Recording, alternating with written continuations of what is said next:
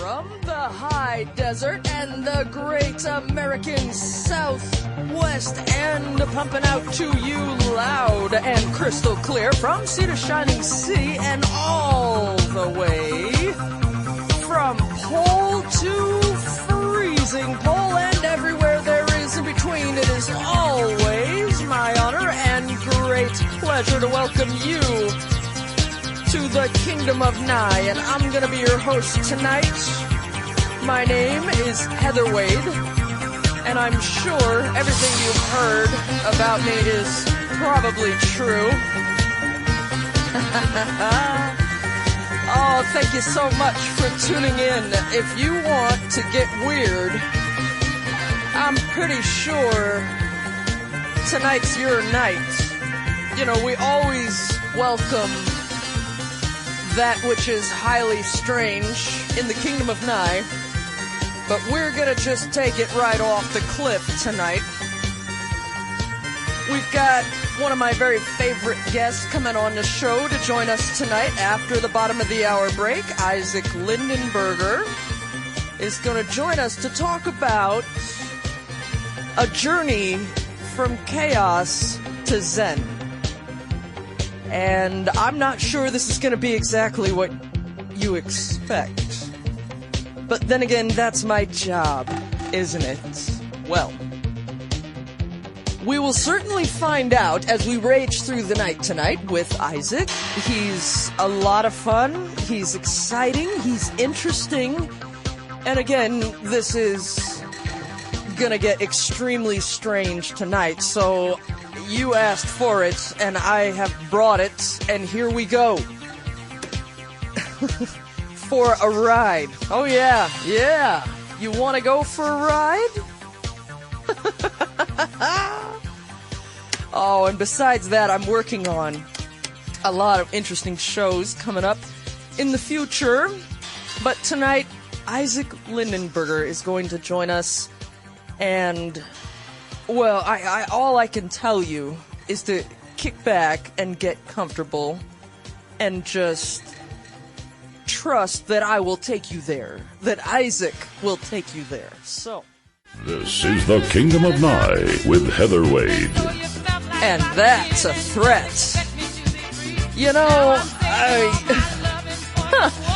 in this studio, when Ross comes on, by the way, thank you, Ross. That's a man you can count on right there. He's always there for us. The floor, his voice actually shakes the floor in here. He truly is the voice of God. And so, we've got a rather interesting message here from Vaughn that I think echoes my same reaction. Okay, I would probably be right there with Vaughn. We were previous to the break talking about what it would be like if you were on a passenger flight and you saw a UFO out the window. And Vaughn says, here, I gotta scoot over here. He says, if I saw a UFO while on a plane, I would probably react like John Lithgow in that Twilight Zone movie, all screams and terrified rantings. They would probably have to sedate me. Yeah, I'd be right there with you, Vaughn. And how much fun would that be to flip out over a UFO on a plane full of people? I mean, that just sounds like a good time to me. But then again, we all know none of us here are quite right. Right? Allow me to introduce to you our distinguished guest for the evening. Isaac Lindenberger is a psychedelic researcher and host of the Lucid Truth podcast. He works with many professionals, including Dr. Rick Strassman, who wrote DMT, The Spirit Molecule, and Richard Lang, who wrote The Man Without a Head. Isaac Lindenberger has studied ayahuasca with the Church of Santo Daime in Brazil, attending their school of abstract thought to learn how to travel through different dimensions within the mind. Isaac Lindenberger enjoys discussing the inner landscape, the power and potential of psychedelics, and the mysterious nature of consciousness. And tonight we're here to talk about a little journey from chaos to Zen. and this ought to be very fascinating tonight. So without letting another second go by, welcome to the show, Isaac. I'm so happy to have you on with us tonight. Welcome to the show. Hey, Heather, thanks for having me. It is good to be back on. It's been a while since we've talked last. It has. It's been a little while, but in the meantime, that allows you to do the research into all of the very strange things that you are involved with. So at least when a little time like this goes by, it gives us something to talk about when we finally do get together. So it's great to hear your voice, though. Yeah, it's great to hear yours too. And actually, if I think about it, I did talk to you earlier today, so I guess it hasn't been that long. It hasn't. It seems like it's been a whole entire week since I got off the phone with you and was getting ready for this now. It's a little bit of a time warp, I suppose. I could have, we can't rule this out. I could have possibly been abducted right after I got off the phone with you and had an entire missing time experience, and I just don't remember. How would you know? You wouldn't have any way of knowing. And they do. Unless you could reconvene with that self that was transported. Well, maybe you can teach me how to do that. But they do say 90% of people who are abducted have no idea and don't even remember when it happened. So that could have been why it feels like so much time has gone. There's a thought experiment that's very similar to what you just said. Would you spend a week at having the best time of your life, doing whatever you want, but you forget everything? You forget it completely. You don't remember it happened. Is it worth it? Is it worth having that experience?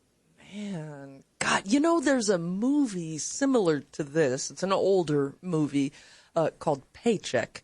I don't know how many people out there have seen it or if you have seen it.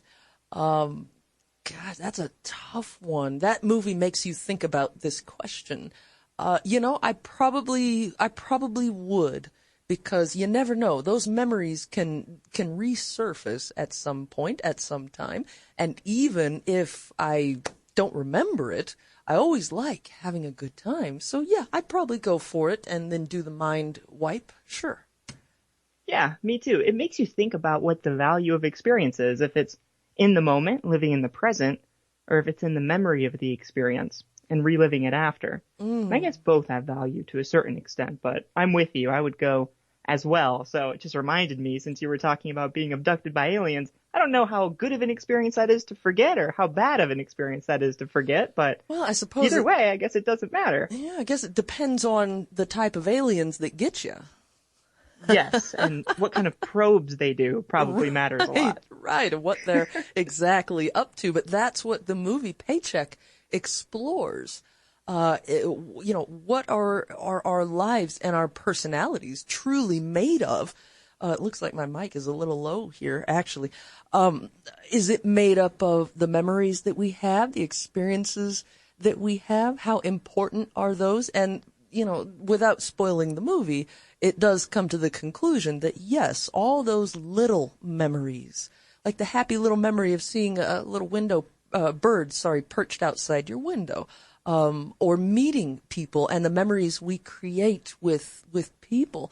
This is what makes up the fabric of our lives. So for anyone who hasn't seen it, I think it's even on Amazon Prime, if I recall. I think Paycheck is on there for Prime members to watch, or probably out there on the interwebs to see.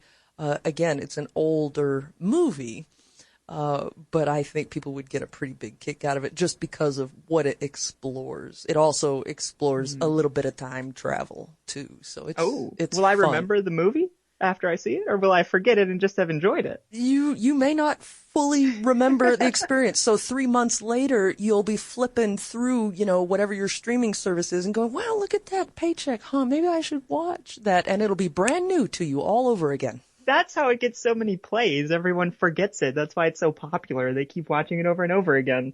That is a good strategy to embed that into your movie. I like that. That's how you get the rear in the seats, for sure. That is so funny, Heather. It's such a interesting intro to this conversation, because you called me earlier, and so what is the name of this again? What did you name this?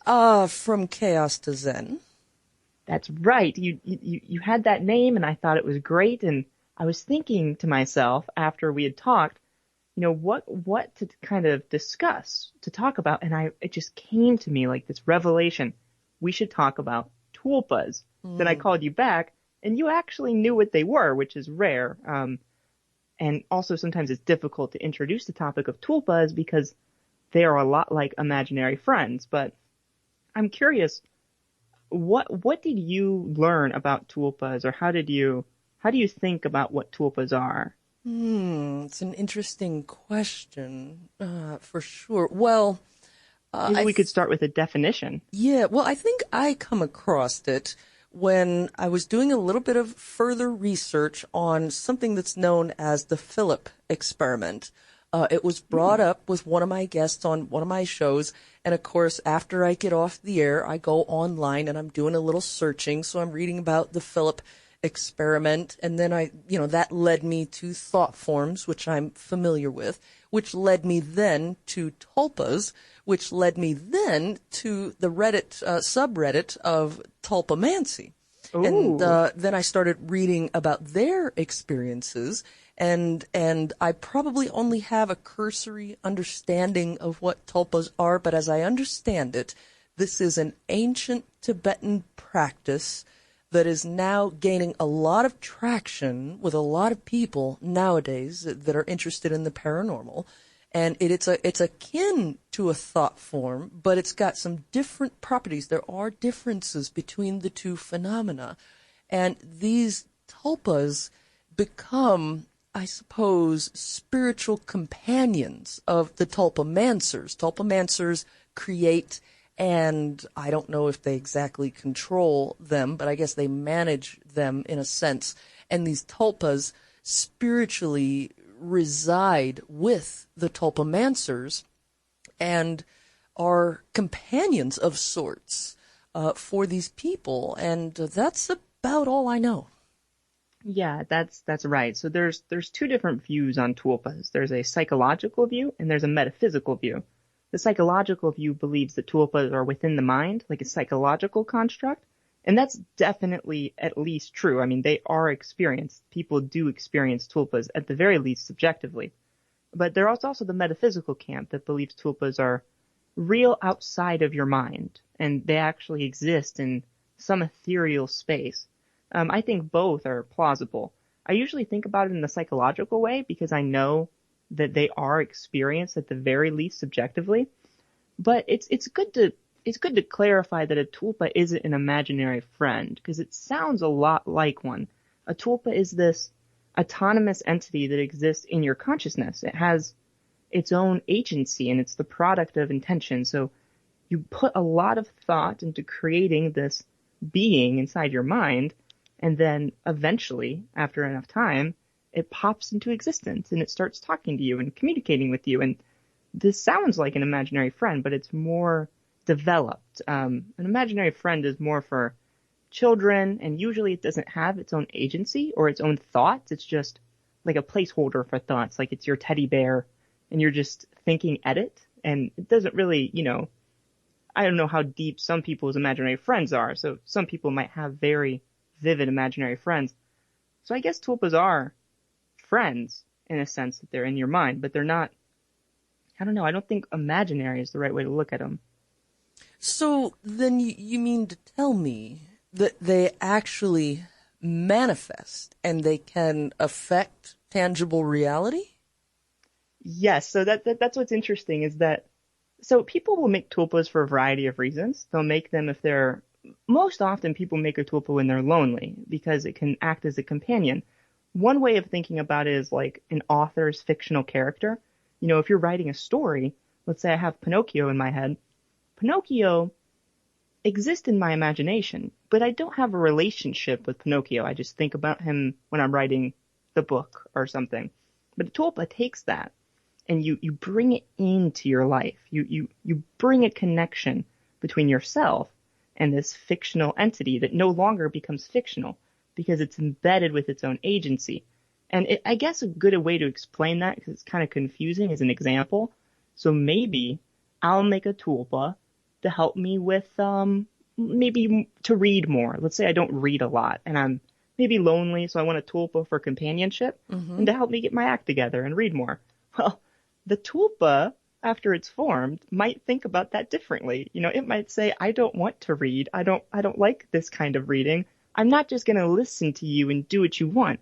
They actually have their own agenda. They can sometimes conflict with yours. Usually they're in harmony, but it's not like some trained servant of your ego. It's something more. Okay, so that's a real big difference between thought forms and tulpas then, because a thought form is more like, I guess it's more like sort of a programmed entity.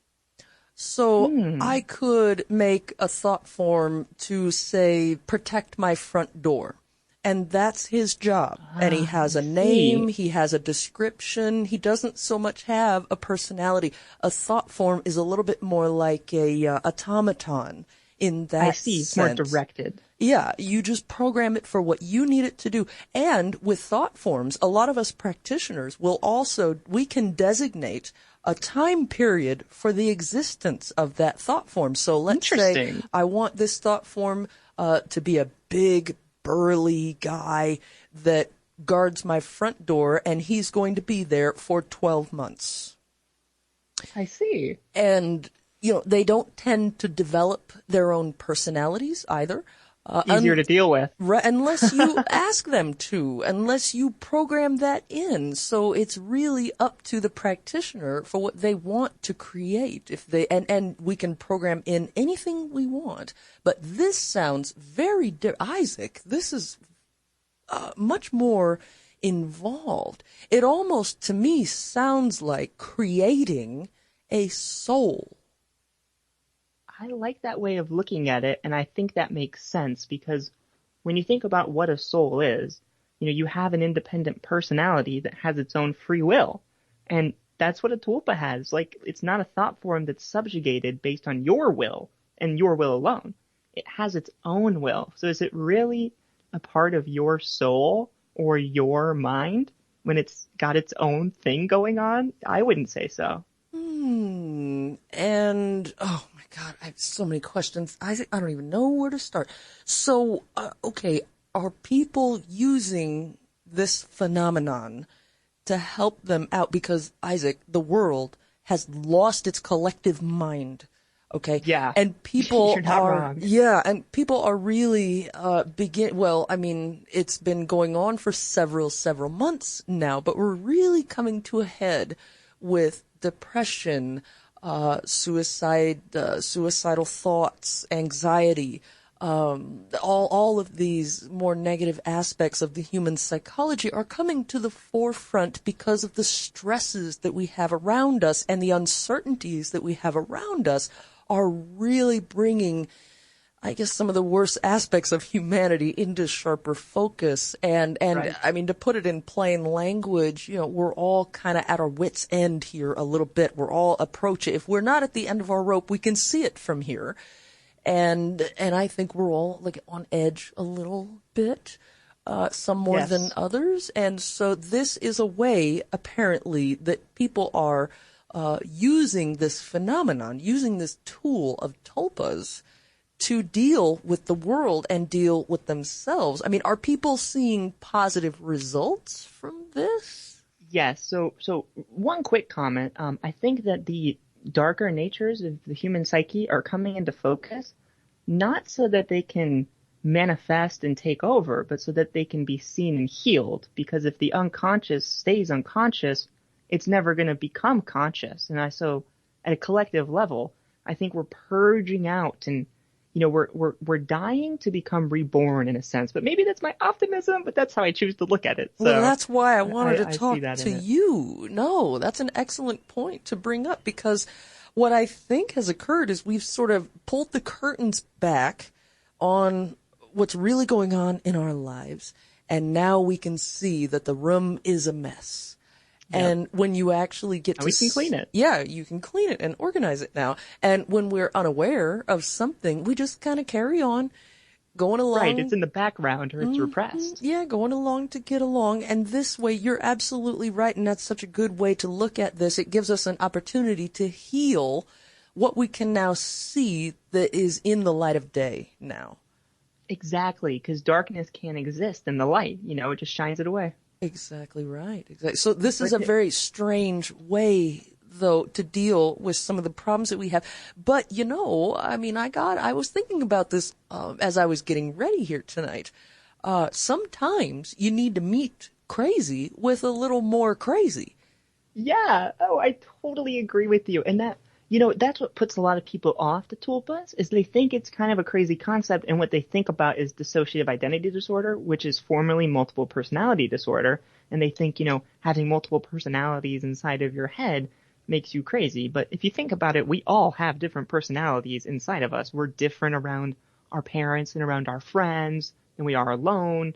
We exhibit different behaviors based on the circumstance, and a tulpa is just developing that in a concrete way, and really a concrete way, because it's not really the same as one of your subpersonalities, but it's not dissociative identity disorder. It's quite different because, one, it's intentional. It's not unintentional like DID. You don't really have a choice in it. Two, it's helpful. It's beneficial. It is something that lifts people up from the depths of their despair, and that's what the most common tulpa creation story is. People are lonely, they're depressed, they're suicidal and on the edge of their lives, and they say, well, why not make a tulpa if everything's going everything's going down the drain? Why not make a tulpa? And they make these tulpas, and they are lifted from their depression. They find a companion that understands them like nobody else, because this companion exists within your own mind, so it's exposed to the complexities of your personal existence, and it can relate with you and sympathize with you and help you. So tulpas do seem to be tremendously beneficial for the people who make them, and they're usually made in places of darkness, and they seem to have this exceptional ability to lift people up and out of those states. And to me, I find that just so interesting and cool and awesome. It's just an amazing thing to me. That is incredible. And what a fascinating aspect of consciousness this is. Because I've read different places, different people online talking about their experiences, and I just lurked, because I thought I don't want to get involved in the conversation, but I want to see what these people are talking about. I've heard some tulpamancers talking about little trial and error in the process of making their tulpa, but when they finally do hit the mark, they describe their tulpas as soulmates. Now, that's a very strong term to use for something that's just imaginary. And if it is just imaginary, well, if it's helping the person, because I also read about people that were helped, they quit drinking, or they quit drugs, or they started losing weight, or they started cleaning their house and stopped hoarding. I saw some people who thought before that they were unemployable now are employed and have started careers. I mean, the list of things, beneficial things, is as long as your arm. Yes, you're totally right. And if you think about the psychological mechanisms behind some of this, the tulpa isn't just a companion for depression and loneliness, which is great in and of itself. But if you're trying to develop a new habit, let's say you're going on a diet, right? And you're 2 weeks into your new, let's say you're on a keto diet or something, or whatever it is. And you're telling everyone you're on a diet. They don't really see you as on a diet until you're like 6 months in and you're super healthy, and then you get, oh, nice job on the diet. Then you get that positive reinforcement from others, even though to you, you're on the diet from day one. It's hard on day 1 through day 2 and day 3. That's the hardest part, is the start. And you're not getting encouragement by other people because they don't really see the results because you're just starting. But the tulpa is different because the tulpa does see it because it's from that inner perspective. And it can encourage you like, oh, I see how hard you're trying on this, and I can motivate you. And it can become a source of positive reinforcement in the realm of behavior change. And, maybe the tulpa will, get its own idea of like, well, maybe it will comment on the behavior that it's helping you with, but, most of the time they are pretty helpful with that voluntarily. This has got to be one of the weirdest things I've ever heard of. Same. It's so fun to talk about with people who get it, because sometimes I'll introduce the topic, like to my parents, I'll introduce the topic to them and they're like, you are just crazy. And I understand that some people don't get it because there's just a stigma associated with imaginary friends, I think, and it's viewed as childish, and people aren't willing to see the distinct differences because they kind of close it off right away. They're like, oh, that sounds crazy. And And it makes sense when you think about it and you get deep into it. I think people just have a mental barrier there very often. And that's like with a lot of the things that even we've talked about before, like lucid dreaming and psychedelics, that barrier is there with a lot of people as well. But you can crack through it eventually, give it a few tries. Well, it also speaks to the very power of our minds. If some people, like I've heard stories, I heard a story one time, and I even saw some pictures of it, of a young lady in China that could hold a plant seed in her hand and grow it in the palm of her hand. I've heard of, psychokinesis, telekinesis, where people move objects with their mind. I've also heard of people that meditate to bring down the UFOs, and the UFOs show up. On this show, we've done mass consciousness sessions on different things. And the power of the mind is not something, Isaac, that you can pour inside a test tube and measure it and run it through a gas spectrometer and all of these things, right? And so if we don't see it on the surface, look at how we deal with mental illness. If it doesn't show on the outside, come on, we're shallow, let's face it. If it doesn't show on the outside, if your face isn't black and blue, well, you look okay. You look fine. You don't look like you have PTSD. You don't look like you have anxiety. You don't look like you have any of these things. So we dismiss it out of hand. But if you've got a compound fracture, well, we can see that. If you've got a cast on your arm or your leg, we can see that, and we sympathize with that. Or if we have, say we come down with some sort of a disease that people do understand, say, God forbid, I just come down with leukemia. Well, that's something people understand, and they'll sympathize with that. But if you tell them, God, I'm so lonely that my soul hurts, will you help me with that? Your friends will go, man, that sounds a little needy. I don't know. I think I gotta go. Look at the time. I've got to go. And we don't address that. Yet loneliness and depression is such a problem right now that there are entire online communities that just deal with and talk about how lonely they are. And it's having a real world impact on our society. So it ought to be something that we take seriously. And if people deal with it by making a tulpa, which I imagine is a strange, involved process, look, more power to them. If that works and that gets them through it, it doesn't seem unhealthy. Of course, we have a lot to learn about this from you, but it doesn't seem to so far involve dangerous drugs. It doesn't seem to involve dangerous activities. It doesn't seem to involve hurting others. So what's the problem? I'm with you 100%. And I think people become more open to it based on the way that you frame it. One of the ways I've framed it pretty successfully is with the author example, where it's like, you can understand if an author creates a fictional character, that fictional character, when they're writing it, they're thinking from that character's perspective. If I'm writing Pinocchio, I'm thinking about Pinocchio and looking at the world through his lens.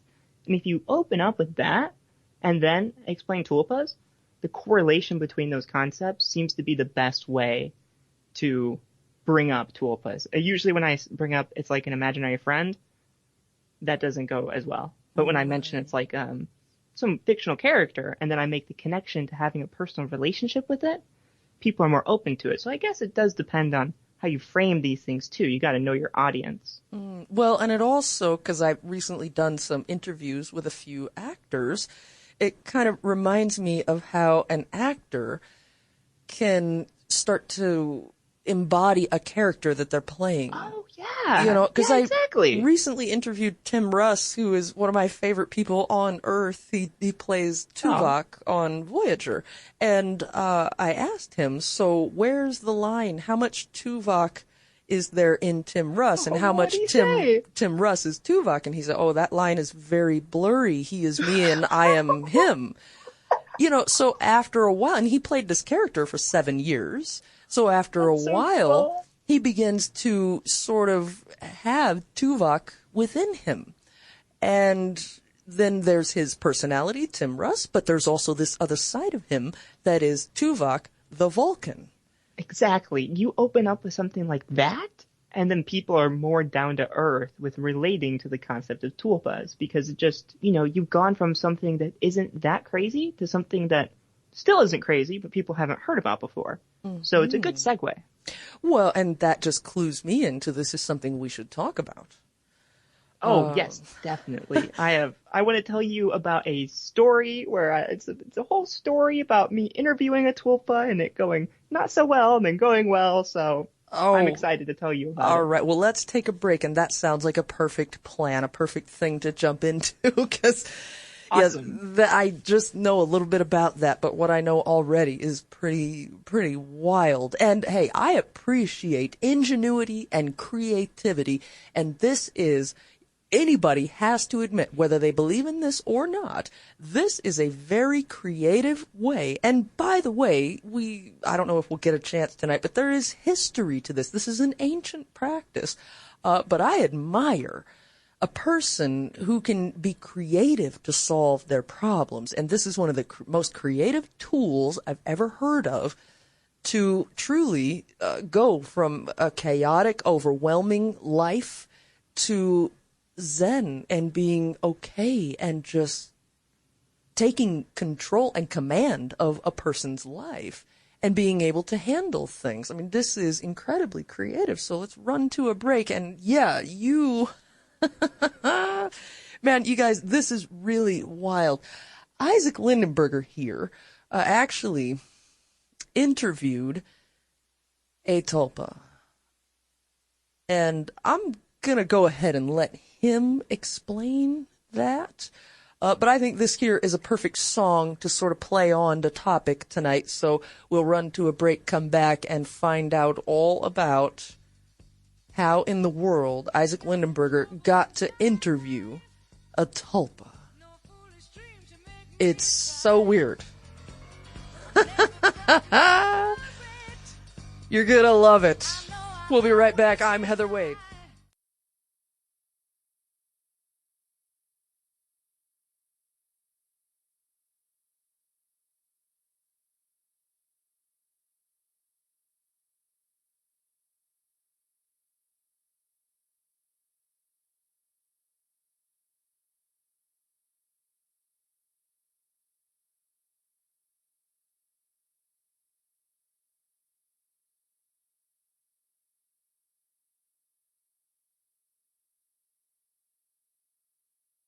Well, would you do this? I guess is the question so far. Would you create a tulpa to walk with you through life? And yes, musically, I'm gonna play with this entire concept all night tonight. But Isaac Lindenberger is our guest tonight, and he has a very fascinating story to tell us. Well, and there's no way to really introduce this. Welcome back, Isaac. So what happened now? Oh my gosh. Okay, loaded question. A tale and a half here is ready for you, but it all started with a YouTube channel called Tulpa Guides, and I saw a video on it that was like 2 minutes long. It was called "What is a Tulpa?" Tulpas explained in under 2 minutes, and I was like, I've got 2 minutes. I can watch this real quick, and I watched it, and he really explains tulpas in less than 2 minutes, which it took me like 15 just now, as everyone just witnessed. So I was really impressed. I was like, whoa, my mind was blown getting all of that slammed into it in 2 minutes. I was like, okay, this is cool. And he's got other videos on there that are good, but I wanted to talk to the guy who made the video, because it was informative, it was compact, and it was educational, real science-y, right up my alley. So he had linked a Discord server in the end of one of his videos. And I was like, okay, I'll join this Discord server, I'll find the guy who made this video, and I'll learn more about tulpas, because there are a lot of different ways of looking at tulpas in the community, and I liked this guy's specific take on it. It really aligned with my own perspective. The only problem was, to join this Discord, you have to have a tulpa already.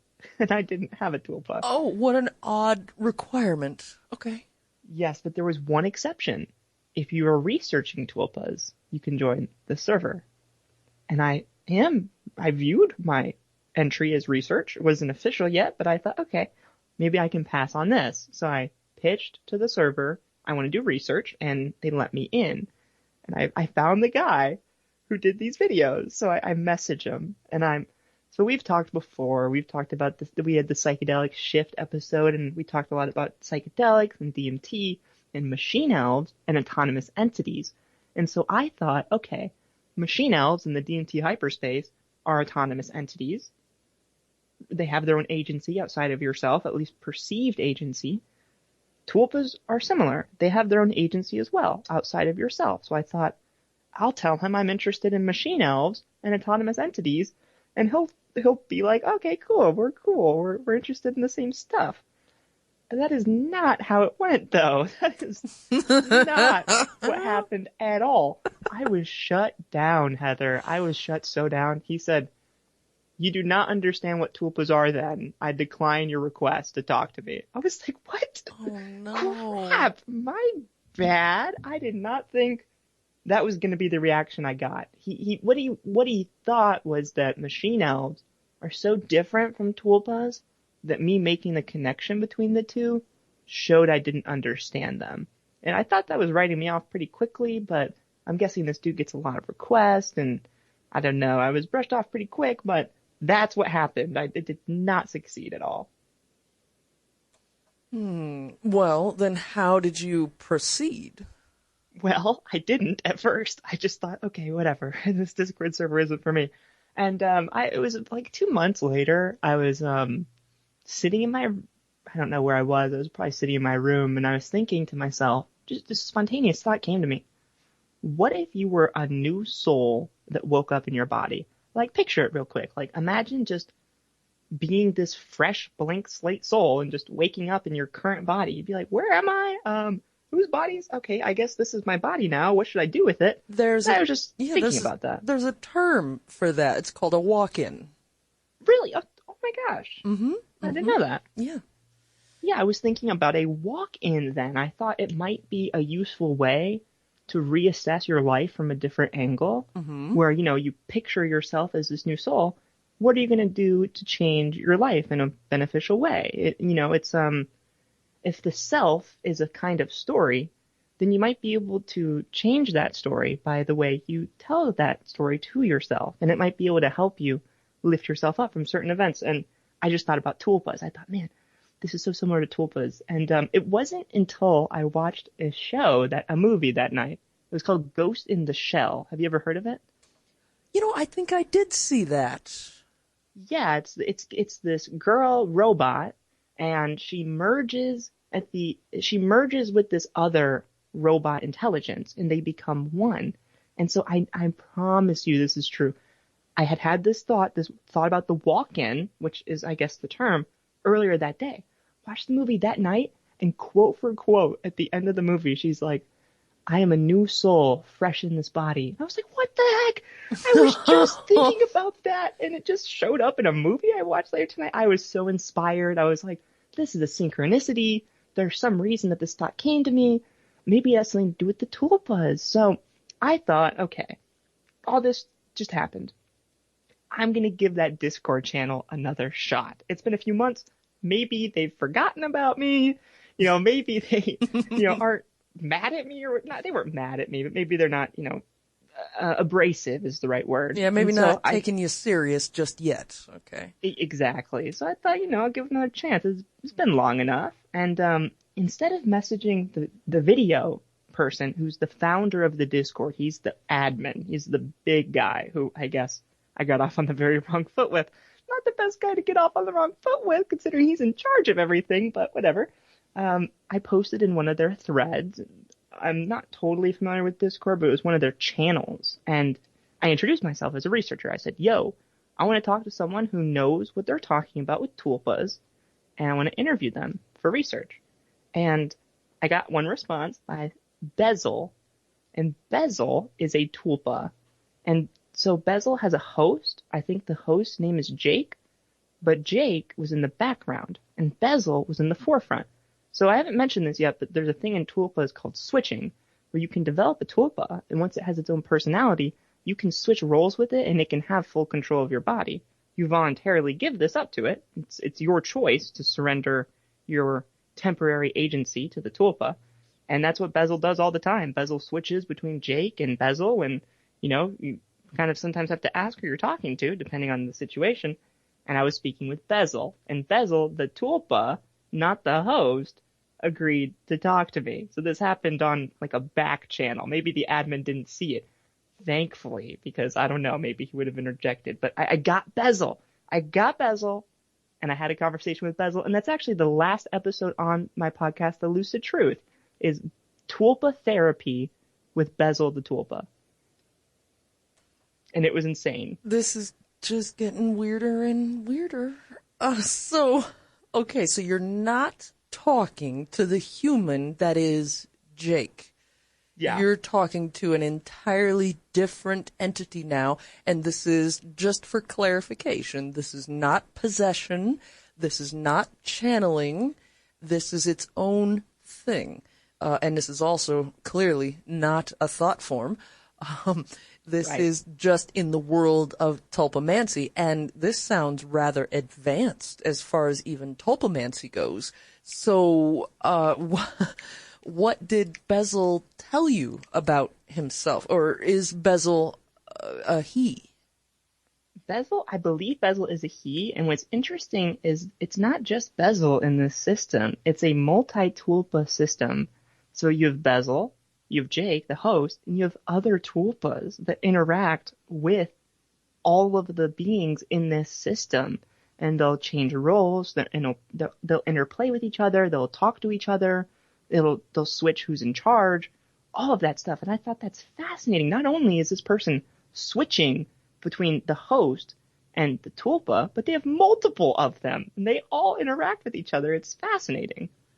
Is this dangerous, Isaac? Well, okay, that's a good question. So I actually asked Bezel that, because I thought it would be useful to mention, are there any downsides to this? Because we were talking about how tulpas could be used for therapy, how they can be used to lift yourself up from depression and loneliness, and be a companion that helps you out and is always there for you. All the good stuff. But then I thought to ask, what about the bad stuff? And he told me about, it's rare, doesn't happen often, but there was one guy who had a tulpa, and I guess he had used a lot of DXM, so this wasn't somebody who was totally sober and in a clear mental state. But he had made a tulpa and didn't want it anymore, and this isn't that bad. He just wanted to get rid of the tulpa. And I just thought this was interesting, because how do you get rid of a being that's within your own mind? It's weird. So what this tulpa, or this host, I guess, tried to do was he took the tulpa, and I think he buried it, and it came back in like 2 days. So then he thought, okay, I'll just send you into space. And he loaded this tulpa onto a shuttle in his mind and just blasted it off. And it came back a few days later. And if you think about what's going on, you can't get rid of a thought form, or not a thought form technically, but a ball of thought, I guess. You can't get rid of it by thinking at it. You're just going to give it more energy. The attention on tulpas is what makes them real.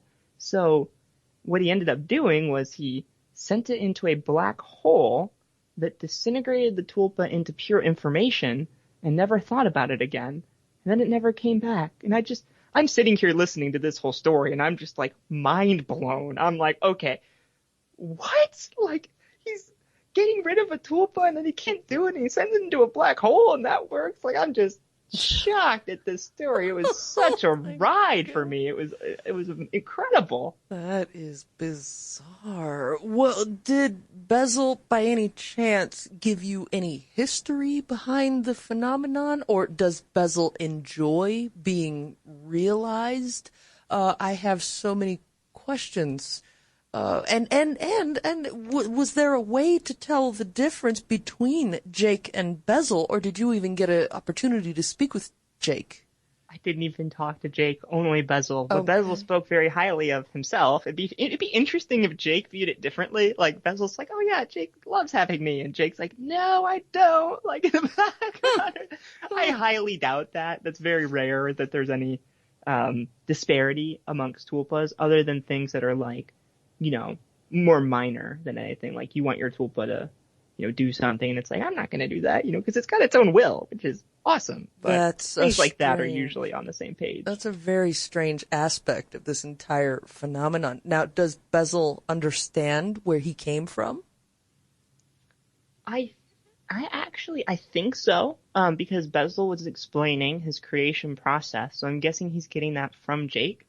And yeah, I think he does understand. And interestingly, Bezel participated in a study on tulpas at Stanford. This is the only study that I think they've done with tulpas so far. And I was like, crap, they're ahead of me. I was hoping to do the first research on tulpas, but I'm just kidding. It's good that we're doing research, but the study was cool. They were trying to find the neural correlates with tulpas in the brain. And so when you activate your tulpa, they were looking for in the brain scans where in the brain is activated, and if it's different than when you think about imaginary friends or when you think about your family or anything like that.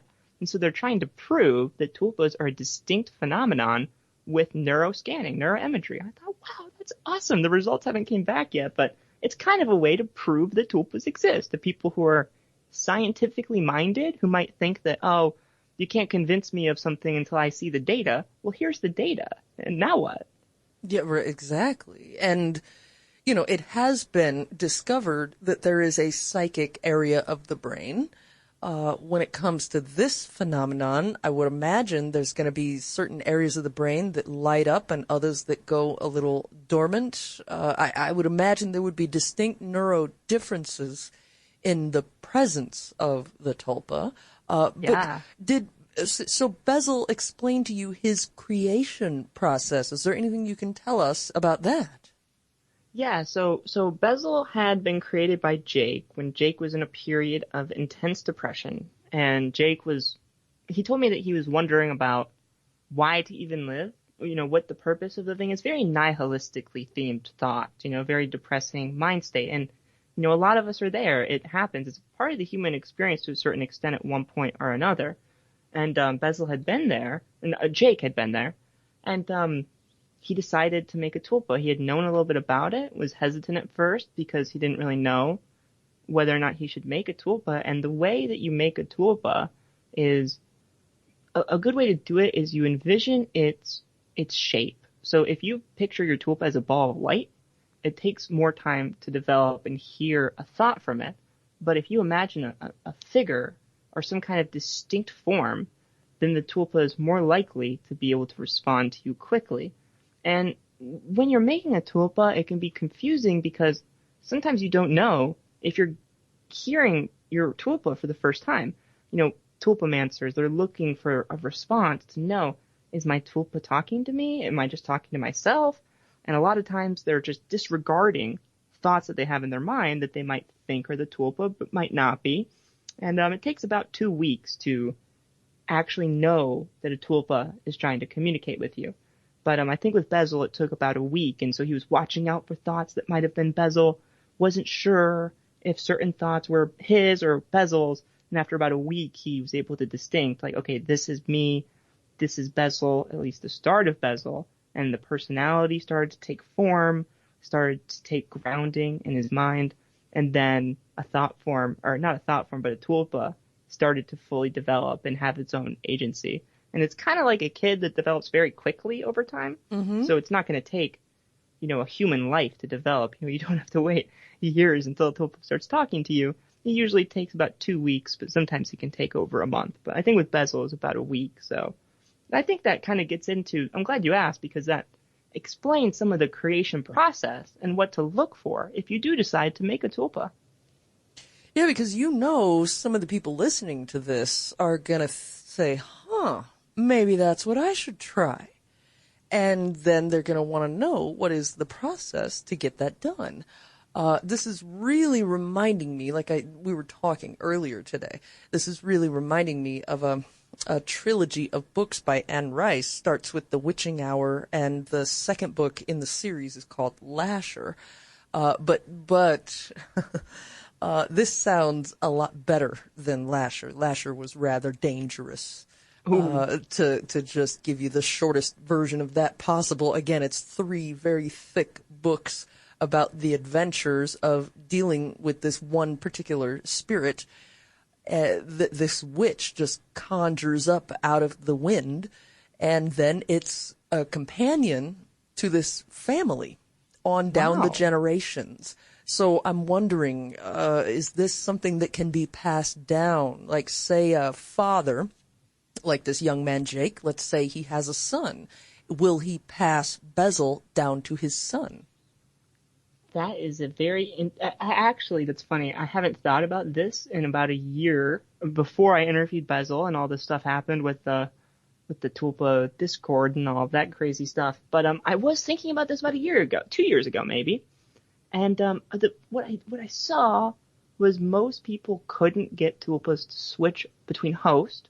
It hadn't been observed, but I think it's possible. I think it makes sense that you could trade off a Tulpa between different hosts, and that would actually be interesting if you were somebody who believed that tulpas were metaphysical and not just strictly psychological.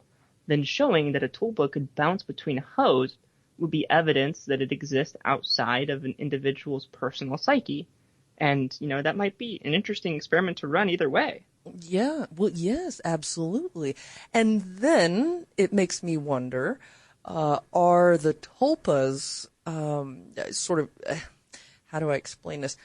Spirits that are already floating around in the ether, and then we are actualizing them by giving them a name and a form and energy, or are they purely out of the individual? Is this a part of the individual, the creator, the tulpamancer? Is it just their energy that is now taking on this form? Is it a part of them, or does it come from the morphogenic field out there?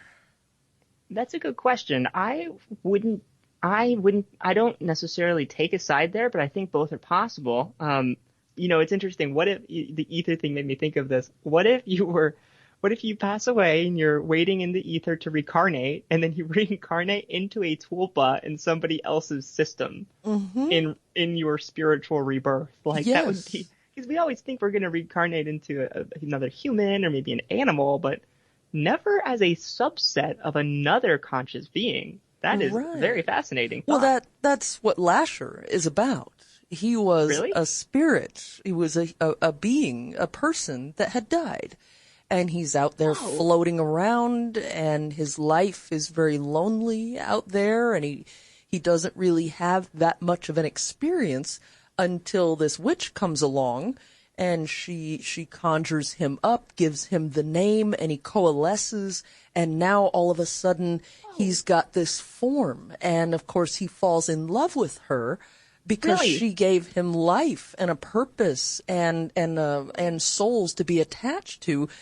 And that's why he sticks with the family on down the generations, because he's so grateful. And he's dangerous in the book, but he's also incredibly helpful. He makes their family, the Mayfair family, incredibly rich throughout the generations. He makes them rich. He gives them business opportunities. It's a whole involved thing. But the story, as a practitioner, has always fascinated me, because how possible is this kind of a phenomenon? So made me wonder about that. But just out of, I don't know, this is plain old human curiosity, did Bezel have an accent? I didn't have a foreign accent, but I am now curious, because I didn't ever speak with Jake. I'm curious if tulpas sound differently. I did see once in the tulpa community that if your tulpa has the same inner monologue voice as you, it's harder to distinct between yourself and the tulpa. And if you give your tulpa an accent, or you give it its own speech pattern, or something that's unique about its style of speech, it's easier to develop and it develops faster and you get a quicker response from your tulpa. So it seems to help in the creation process if the mental voice of the tulpa is different and distinct than your own. I don't know how that would affect the vocalization of the tulpa, but at least in the inner monologue, it's good to have it different. Well, this is very new to me with this tulpa phenomenon. I did not know that they could actually embody the host, take over their body, and then have their own interactions with people, such as you did. You had an interview with this being. Essentially, Isaac, think about this. You essentially had an interview with a being from somewhere else. And it was an awesome interview. Bezel is so cool. I am so grateful Bezel decided to speak with me because Bezel is awesome. And Bezel, okay, the founder of the Discord I got off on the wrong foot with is cool. But I'm glad Bezel was more open to giving me a chance because on my second try, I was like, am I just going to get shut down again? Mm-hmm. But I'm just genuinely curious about this topic. And Bezel gave me a chance, and I really appreciate that. So he was warm and friendly, has a sense of humor. What? Bezel was great. Bezel was a joy to talk to. And Bezel shows you how tulpas can be so beneficial because Bezel is so cool and uplifting. And that's what Bezel did for Jake. And that's even what Bezel did for me and the people who listened to it. So I guess it shows you how tulpas can be very optimistic. But they're not always. Tulpas aren't. They have their own personalities. So sometimes a tulpa could be suffering from depression. And that's interesting to me because if you are, for example, helping other people through depression is a good way to help yourself because when you lift up others, it lifts up yourself. So I can imagine a scenario where a tulpa is down on its luck and the host encourages the tulpa and they lift each other up together. I think it can go both ways. It's not just the tulpa lifting up the person, but it can go vice versa as well because these relationships are dynamic and they're deep and they're not cookie cut. Oh, and relationship is the word here. This is not a trivial thing at all. And these people usually, from what I read, they get into this for life. I saw some comments from people along the lines of, I've been with my tulpa now for 3 years, 4 years. It's changed my life. I've been with my tulpa for maybe 8 months so far, and it's been great so far. So much has changed in my life. This is definitely a real phenomenon. And in my mind, to see the little happiness or even a lot of happiness brought into people's lives from such a strange phenomenon as this, I can do nothing but applaud that, as weird as it is. And being weird, I'll applaud that even more vigorously. Yeah, me too. I'm so with you because it's so cool that it's so unique. It adds a factor, an element to it that's just fun. It's just really fun to talk about with people who are down to talk about it with you, and it's an exciting field too because it's very new. Yeah, and this thought it's not new, but it's new in the culture. It's new to us in the modern time. Well, and this just occurred to me. What if, now this is a hypothetical scenario, but what if a person had a very haunted house and they just cannot deal with it? It's very much disrupting their lives, and they make a tulpa. Would the tulpa be able to interact and deal with the ghosts? That would be interesting. I think it would be cool to do, to have somebody who has a haunted house and see. I bet it would. I would lean towards the tulpa being helpful in that respect because it seems like, I guess you can't just, when it comes to that kind of thing, the tulpa is going to be doing it with you. Mm-hmm. So you're going to have to be willing to encounter what's haunting that space yourself as well. You can't just say, okay, tulpa, you take care of it. But together, the tulpa can give you the encouragement that you need and maybe the spiritual prowess, because if it did come out of that ether itself, it might know how to navigate it better. Mm-hmm. It creates a team that's more likely to be able to handle the obstacle that's in front of you. And I think that can be applied to just about anything, a haunted house, a personal problem, a depressive state, or even just a math problem. Maybe you made a tulpa that's a lot better at math than you. Now that would be awesome. Well, sure. Or, we encounter so many problems in our lives, from day to day. I guess the possibilities with this would be endless in a sense. Mm-hmm. So what are some of the things you've heard, that tulpas have helped with people? Most of the time I've seen that tulpas help with low states of loneliness and depression, but it's beyond that because tulpas can help to form beneficial habits. So if the tulpa's willing, you can use a tulpa to self-actualize yourself, to become the person you want to be, because if you are bound up by a story of yourself that's limiting in some sense, say, I used the example the other day. I've always told myself I can't draw since high school. I can't draw. I'm not an artist. But my friend invited me to paint the other day.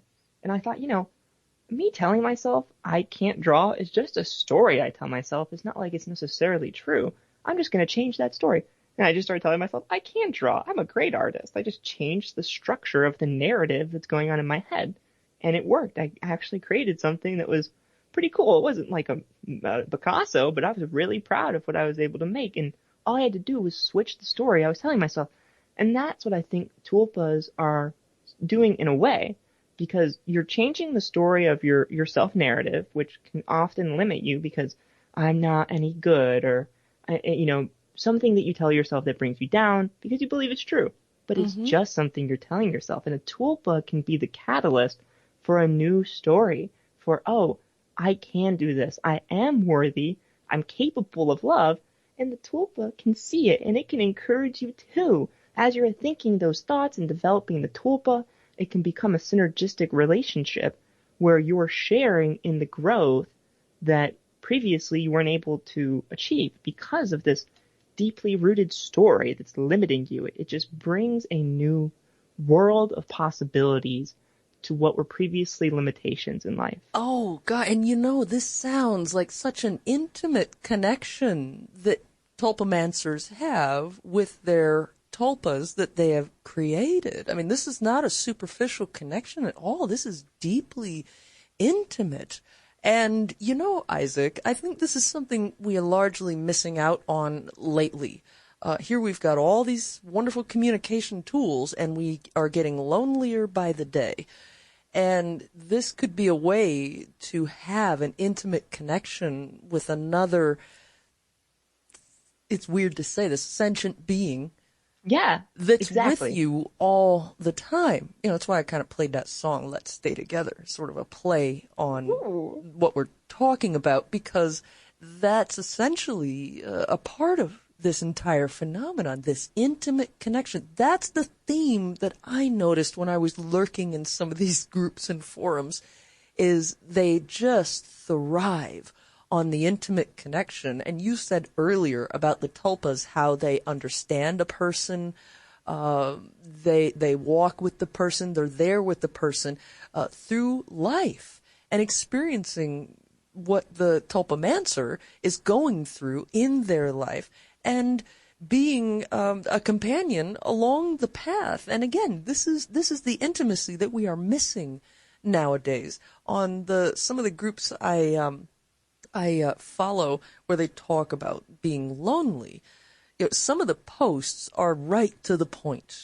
Isaac. They just talk about, I wish I was loved by someone. And a tulpa might be more of a friendship kind of a thing, or a companion kind of a thing. But, that connection with an entity like this would, after a time, start to feel like, hey, somebody cares about me. It is deep. And it turns into love sometimes too. It can actually develop into a relationship. There are some tulpas who are married with their host, actually. What? That usually takes a long time to get there. And it's funny because the relationships progress at a similar rate to human relationships. They start out as friends, then they end up potentially dating, and then they end up in a relationship with one another. And if you think about it, the tulpa does not have many fish in the sea to express its sexuality and its romantic interest. It's got the host. That's pretty much it. that's its limitation. So of course, you're going to be an outlet in that sense. And not everybody, about 50% of tulpa hosts, I think, have a personal relationship like that with their tulpa. And the other 50% have it as more of a friend and companion. And I think neither are wrong. It just depends on who you are and the relationship between you and the tulpa, just like your relationship with other people. I view it the same way. Sure, and what your needs are, I would imagine. If that's what Yes. somebody needs, that kind of love relationship, then perhaps You've got it right there. Yeah, that will develop. If a person needs an intellectual companion, then that would develop. So this is really unique because it can almost be tailored to the individual's needs.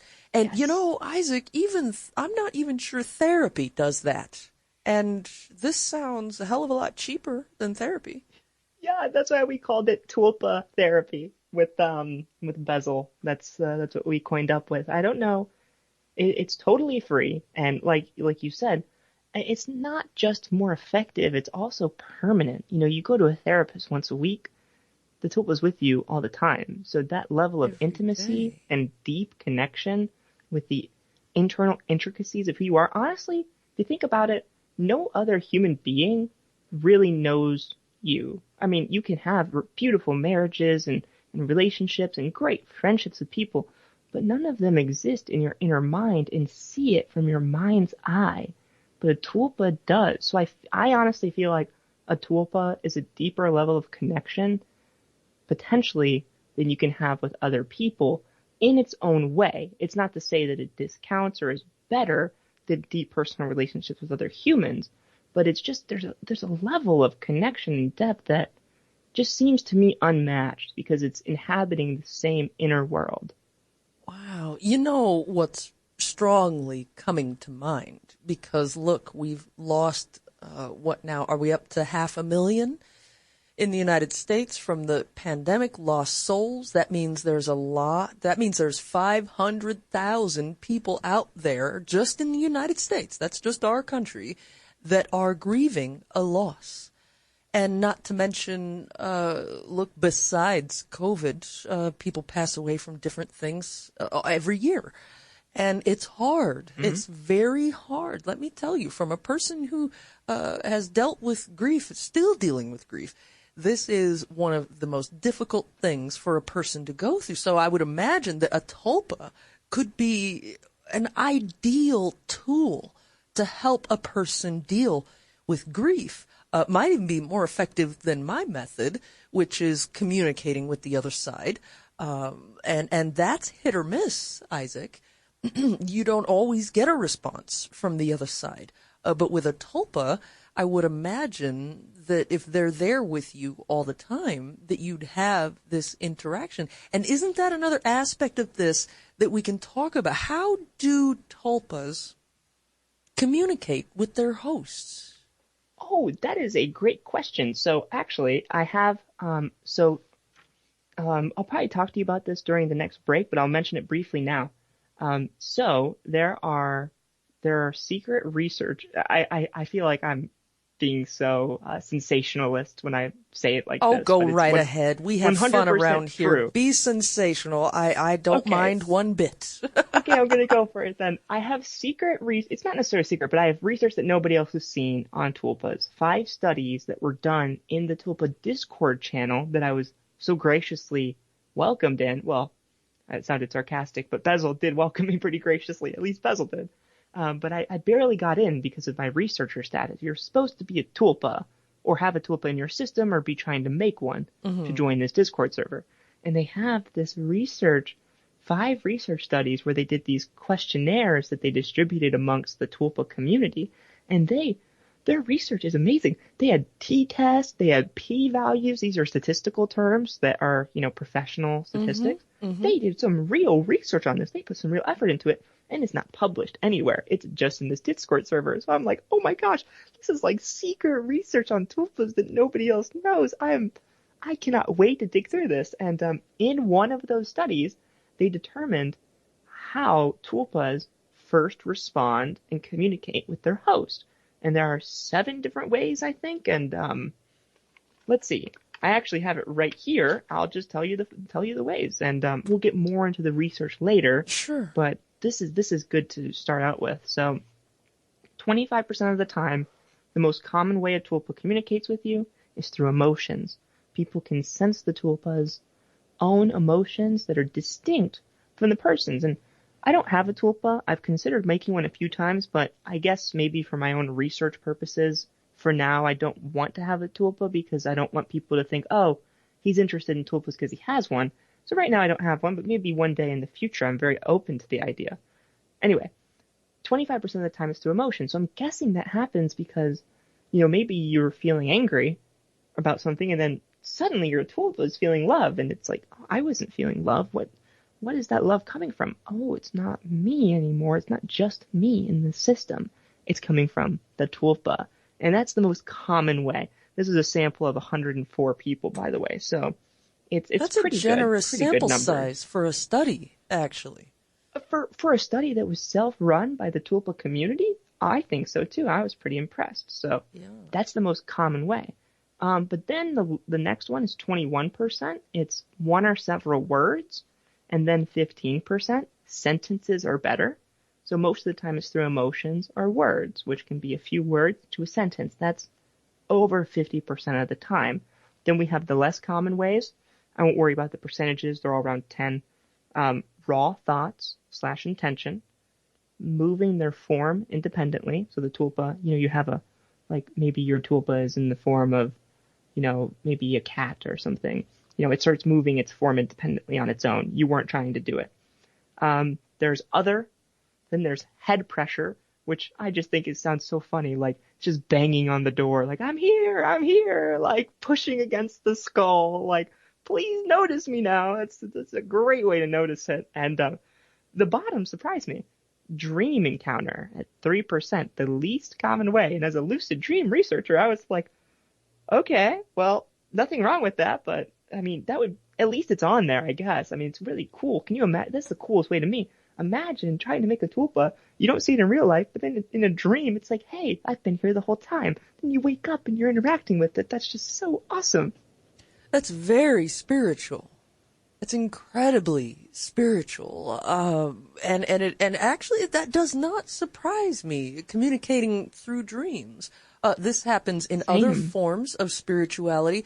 We communicate with our spirit guides through dreams, our spirit animals, our loved ones that have passed. We communicate in dreams. We have precognitive dreams, psychic dreams. So why wouldn't the tulpamancers communicate with their tulpas also in the dream world? I mean, it makes perfect sense to me. Right. It makes sense to me too. And the last part that's interesting about this study, and I can't wait to get into the other ones with you because I feel like I'm bringing the world the secret research. It feels really fun. But so 50% of the people who participated in this survey thought that the tulpa tried to connect with them previously, but they missed it because of skepticism or doubt. So they think that the tulpa tried to connect with them, but they brushed it off as one of their own thoughts or just a random thought. But it actually was the tulpa poking its head in, and they just didn't realize it until maybe the second or the third time. Well, this really has some strong parallels with spirit communication. But I do understand that this is a different phenomenon, but I do find it very interesting. So that's similar too? You're not sure if a spirit in that realm will respond to you until maybe a few tries? Uh-huh. Yes. Oh, incredibly common. Sometimes you may have to try, and with spirit communication, you'll need to designate a certain day of the week and a certain time of the day or night. So let's say every Tuesday and Thursday at 10 o'clock at night, you're going to try to contact a certain spirit. And you do this week after week after week after week after week. And when there's finally contact, and when there's finally a response, it's a big moment. It's a big deal. And that's very interesting that they overlap on that aspect. But it is really interesting. Yeah, they seem to on many levels. Yeah, but this is its own thing because spirits have been incarnate before, usually. They've been a human incarnate before. They already have a personality, the personality they had in life. This is entirely different, where a person is creating them. So do they imbue the tulpas with a desired personality?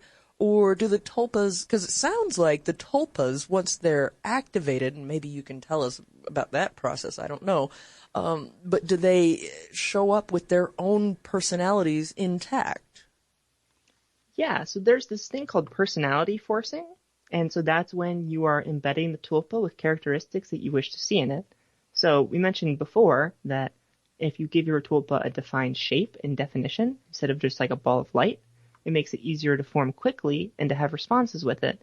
And that makes sense because you're actually giving it its own characteristic. So you'll know it's the tulpa. Same with the voice thing. If you give it its own accent or speech pattern, it's easier to notice the tulpa because it's distinct from your own thoughts. With personality forcing also makes a tulpa develop faster. So, you're thinking of a tulpa with a defined structure, like it's always in a really good mood, and maybe you're often in a more depressed state. And you'll notice, okay, now I have this thought pattern that's super positive out of nowhere. This is probably my tulpa. It also has an Irish accent, which I've also been trying to give to my tulpa. So this is definitely my tulpa. But you do not have to personality force it. I think if you personality force a tulpa, it forms in about 2 weeks. And if you don't, it forms in about 3. And that's not a very big difference. So if you want, you can think about creating a tulpa that just defines itself out of the ether and creates its own structure fully. And it's totally self-determined. I said that like that's a better way of doing it. That's probably my interest in doing it. But there's nothing wrong with embedding a tulpa with positive characteristics. Actually, I considered making a tulpa once. I was going to name it Uriel, which is the name of an angel. And I thought, why not embed the tulpa with really positive characteristics? Like, it's like, it is super moral. Not to say I'm not, but, it's everything that I want to be. Mm-hmm. And it has all of those properties. And I never ended up making Uriel, but I thought it would be a worthwhile endeavor if I were to, because it would be a good example. It's like having somebody, it's like having a friend. I like the saying, you're the product of the 5 people you spend the most time with. And so you want a tulpa that's going to be a good influence on you. So in that sense, I think personality forcing is good, but the tulpa is, regardless, going to end up developing its own agency. So whether you develop it with a predetermined idea of what it's going to become, or you let it define itself, eventually the tulpa is going to be autonomous and it can start to develop itself the way it wants it.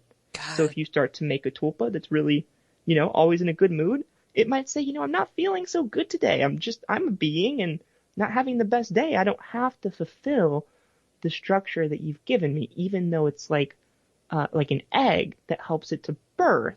Once it's been created, it has the fluid ability to interact with its own future. And that aspect of it is a little closer to the Jewish golem, which is also an ancient practice. The Jewish golem. Golem. I've heard that name before. I think it's a cryptocurrency. Is it really? I'm not thinking of the same thing as you. Well, I don't know a whole lot about it, okay? But there's this phenomenon, ancient, this is getting into some really heavy Jewish magic. But, and any Kabbalistic practitioners out there, please, I'm not trying to offend anybody. But apparently, as I understand what they do, in this case, they actually take mud and form a being, a life-size being, Isaac. So 6 foot tall, what have you. And they form this being out of the mud, and then somehow, some way, through their magic, and as I understand it, you need an accomplished rabbi to do this. They will breathe life into this being, and it comes to life. There was even an X-Files episode based on this phenomenon, and the being then comes to life. And once it comes to life, it sort of does, it'll follow commands, but it kind of comes up now with its own personality, its own life force, and becomes autonomous. and again, it's an ancient practice that I don't know how many people know about that, but they say, and I've never seen one, but they say that once you give life to the golem, it's alive now. And it has a lot of parallels with the old story of how man was created, Adam and Eve, out of the dirt, Yeah. and it becomes alive, and then the rabbi controls it, and it will return back to the rabbi. But this is a little bit different in that it's not essentially a spiritual being that resides within the individual. This is outside the individual and follows the commands of an accomplished rabbi. So there are parallels and overlaps with several different phenomena regarding the tulpa, but it is its own thing. Again, this comes from ancient Tibetan practice that they've been doing this for Lord knows how many years, 1,000 years, 2,000 years, I'm not quite sure. But let's take us a break here, and when we come back, perhaps we can get into more of this top secret research that you've got your hands on. Of course, I don't want to say anything that maybe Bezel doesn't want the public to know. So is this okay with Bezel that we talk about this stuff?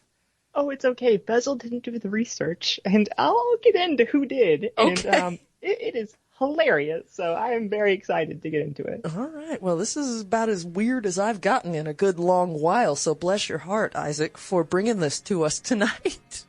We'll be right back, everybody. I need to let some of this stuff sink in and just take a breather here. Isaac Lindenberger is an endless source of fascination, and he's got such enthusiasm for what he talks about. I always enjoy a night with him. So here, we'll just run to a break right quick, go get yourself a refill or whatever you need, and we'll be right back. I'm Heather Wade from the high desert. Oh, like a freight train, my friends.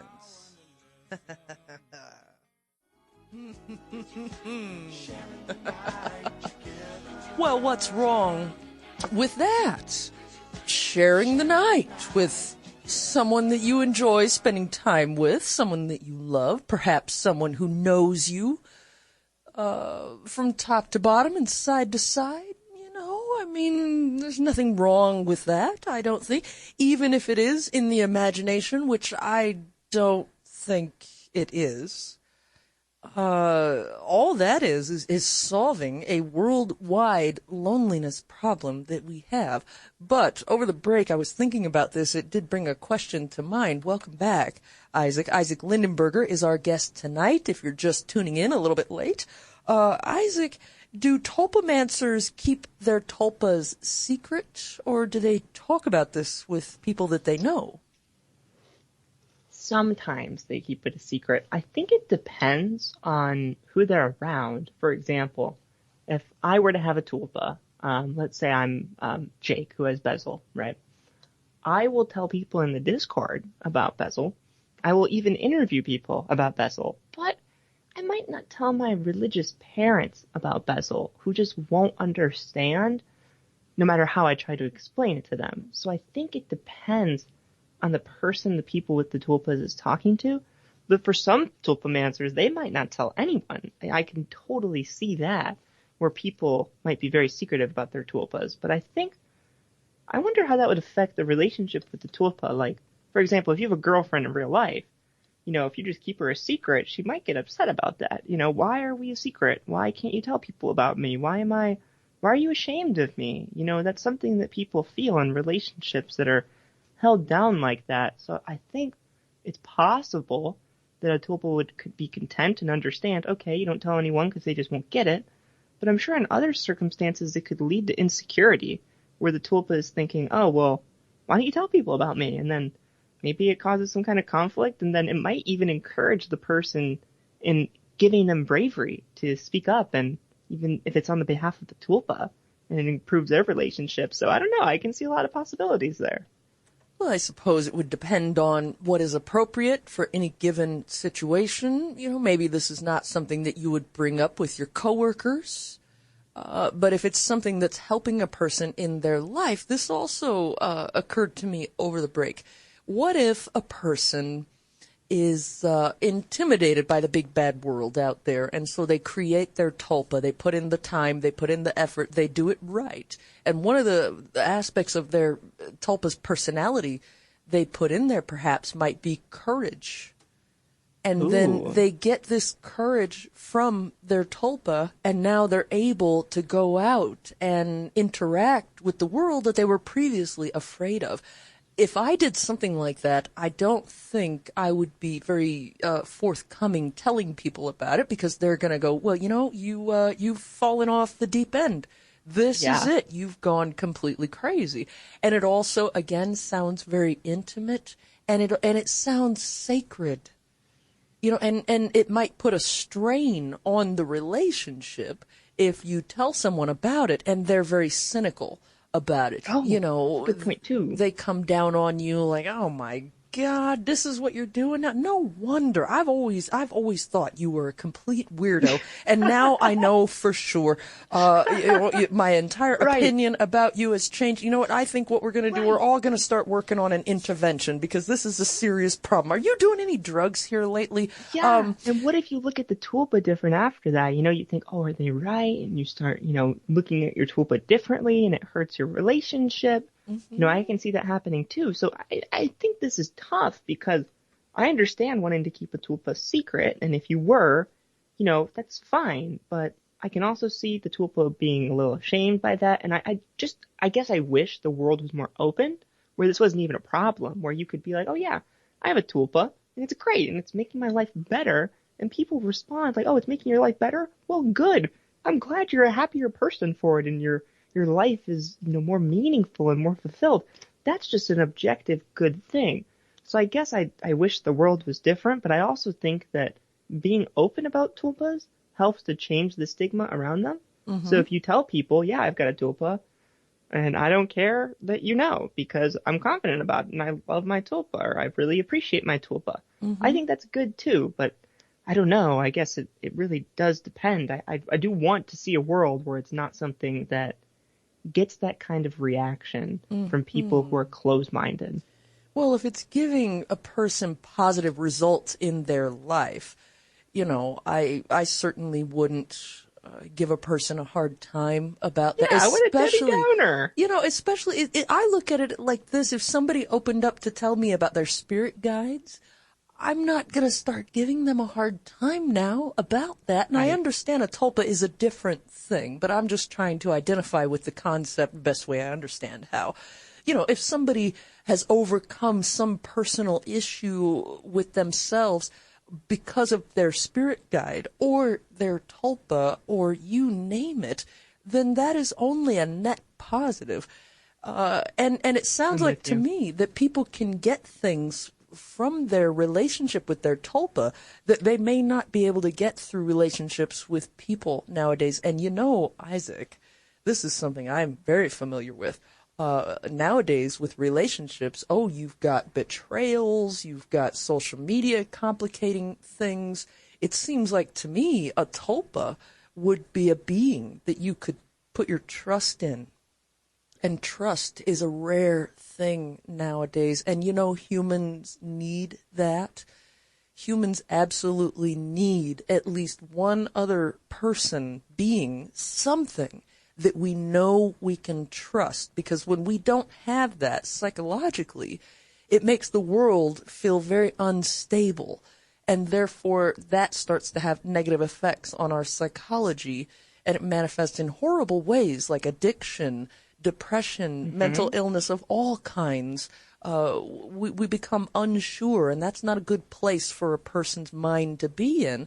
If a tulpa can provide those things for people, then, I wouldn't want to get into anybody's business, private business, but if it's doing good things for them, like I've read about with other people, then there's nothing wrong with that, as weird as it might be to some. And the more we talk about it, I think the more normal it will probably become. Yes, exactly. And that's what I'm hoping for, because if tulpas become more normal, then they'll be able to help more people. Because tulpas are 95% of the time very beneficial. I don't even know cases where they're not. They're just sometimes neutral, that other 5%. And that's only for the time being. I think they have the potential to evolve from that state into becoming helpful, like the example we were talking about earlier, where maybe your tulpa is depressed, but you help it, and that lifts you both up simultaneously. So yeah, I think tulpas should be encouraged in the culture. Not everyone might need a tulpa, but I think personally, to a certain extent, we all have sub tulpas, and like just making a real tulpa is just, going for it and making it. So yeah, I think they're so helpful and good that I hope that the stigma, which I don't really think it's a stigma, because people don't know what tulpas are beforehand to have a stigma about them. It's just the way that they're presented needs to be carefully crafted so that when you're talking about tulpas with others, it's something that doesn't hit any weird barriers. And I've been thinking about how to do that best. Like we were talking about earlier, the imaginary friend approach seems to be the one that generates the most resistance. But when you talk about the author thing, it generates less. And I was thinking about this when you were talking. This is kind of funny. So imagine you have a tulpa and you don't tell other people you have this tulpa. It's a secret, maybe. What if you're embodied in the tulpa? So like, what if Jake isn't Jake? Jake is Bezel right now in this scenario. Bezel is running at the forefront. What if Bezel interacts with someone that doesn't know Bezel exists? So Bezel says that he's Jake, and Bezel is like, "Oh, I'm Jake," but it's actually Bezel. But the person can't know that because it's a secret, But that just sounds so complicated. It'd just be so much better if it was open. But that would be an interesting dynamic. That I'm sure it's probably happened before too. Oh, I bet it has. Again, because perhaps the tulpa can deal with situations that the tulpamancer, the host, cannot. A lot of people have social anxiety. A lot of people could not do what you and I are doing, this sort of public speaking. It just terrifies people. And that's normal, actually. Or what about going to that job interview?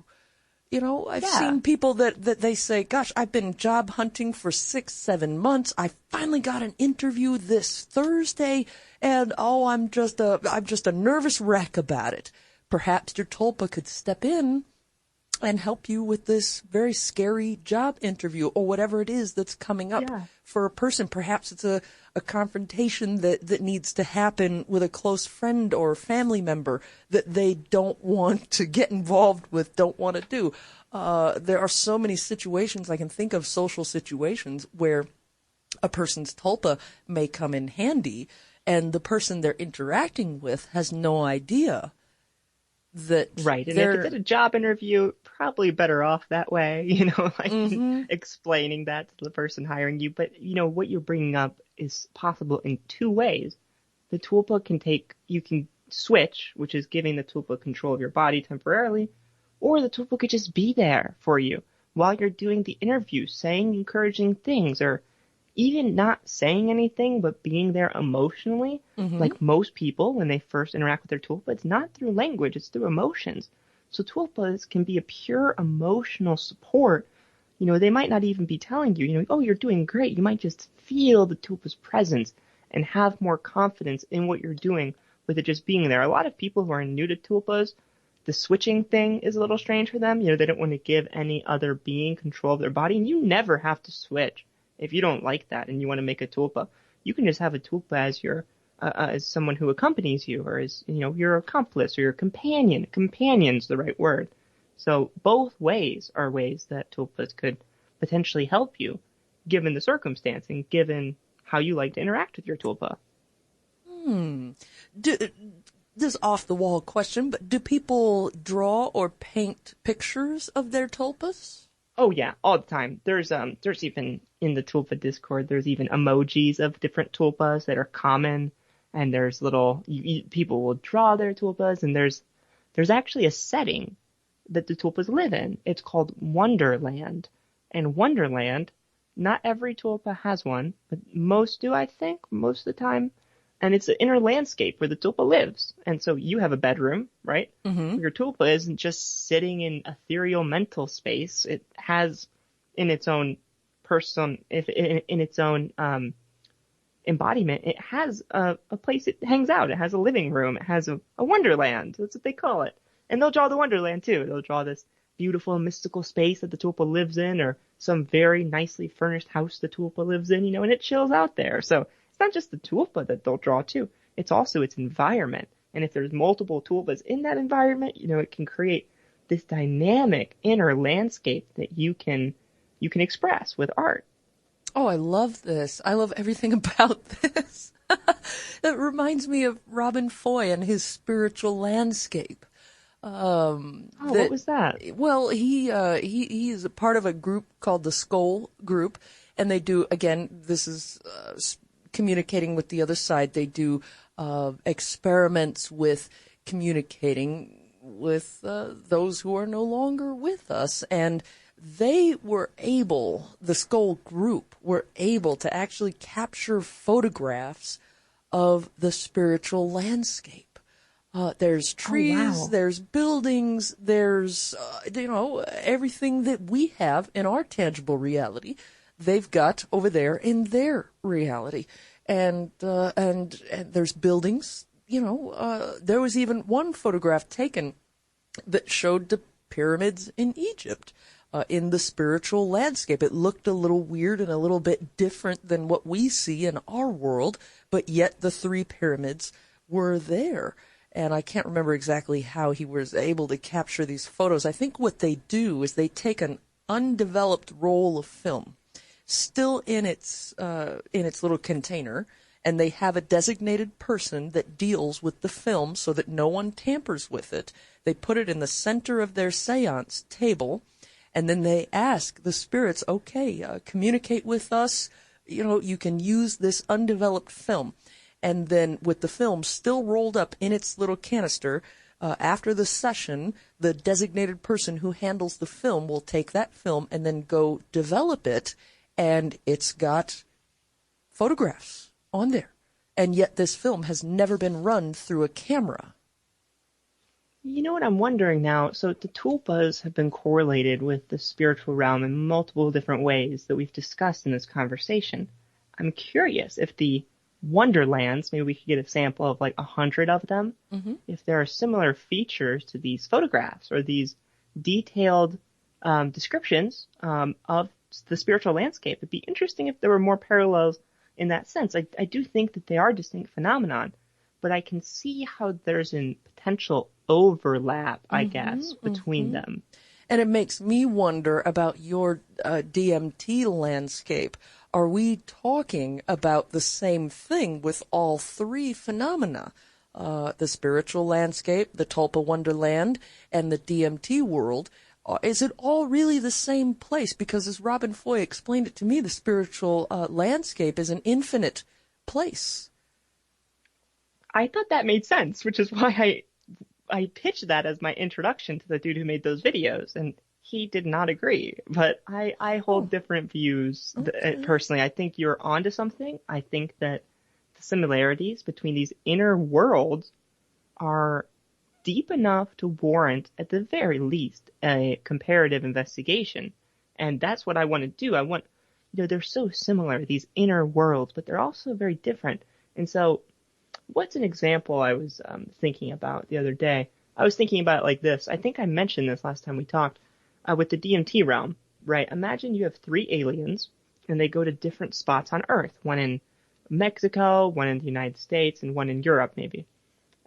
They will all know they were on the same planet, one sun, human beings, grass, but there'll be differences in their accounts, different languages, different climate conditions. So it's not the same. They had different experiences, but they know they were all from the same place. So in this sense, the DMT realm, the tulpa world, and the spiritual realm you've been describing, they are different, but they have so much of a unique similarity that it's like they're emanating from the same source. Well, sure. I mean, Earth is a big place. Think about it. If you're in the Atacama Desert, which is vast, it's just huge. It's hard to imagine that a place like the Pacific Northwest would also exist in the same planet.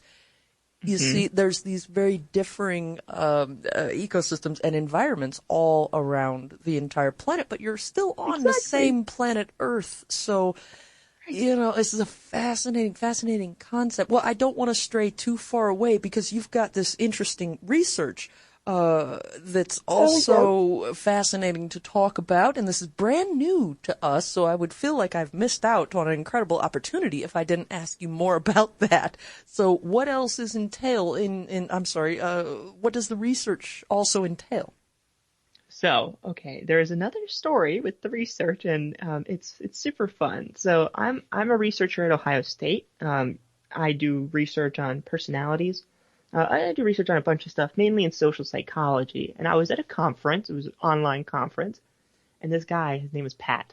He was giving a lecture on substructures in different personalities.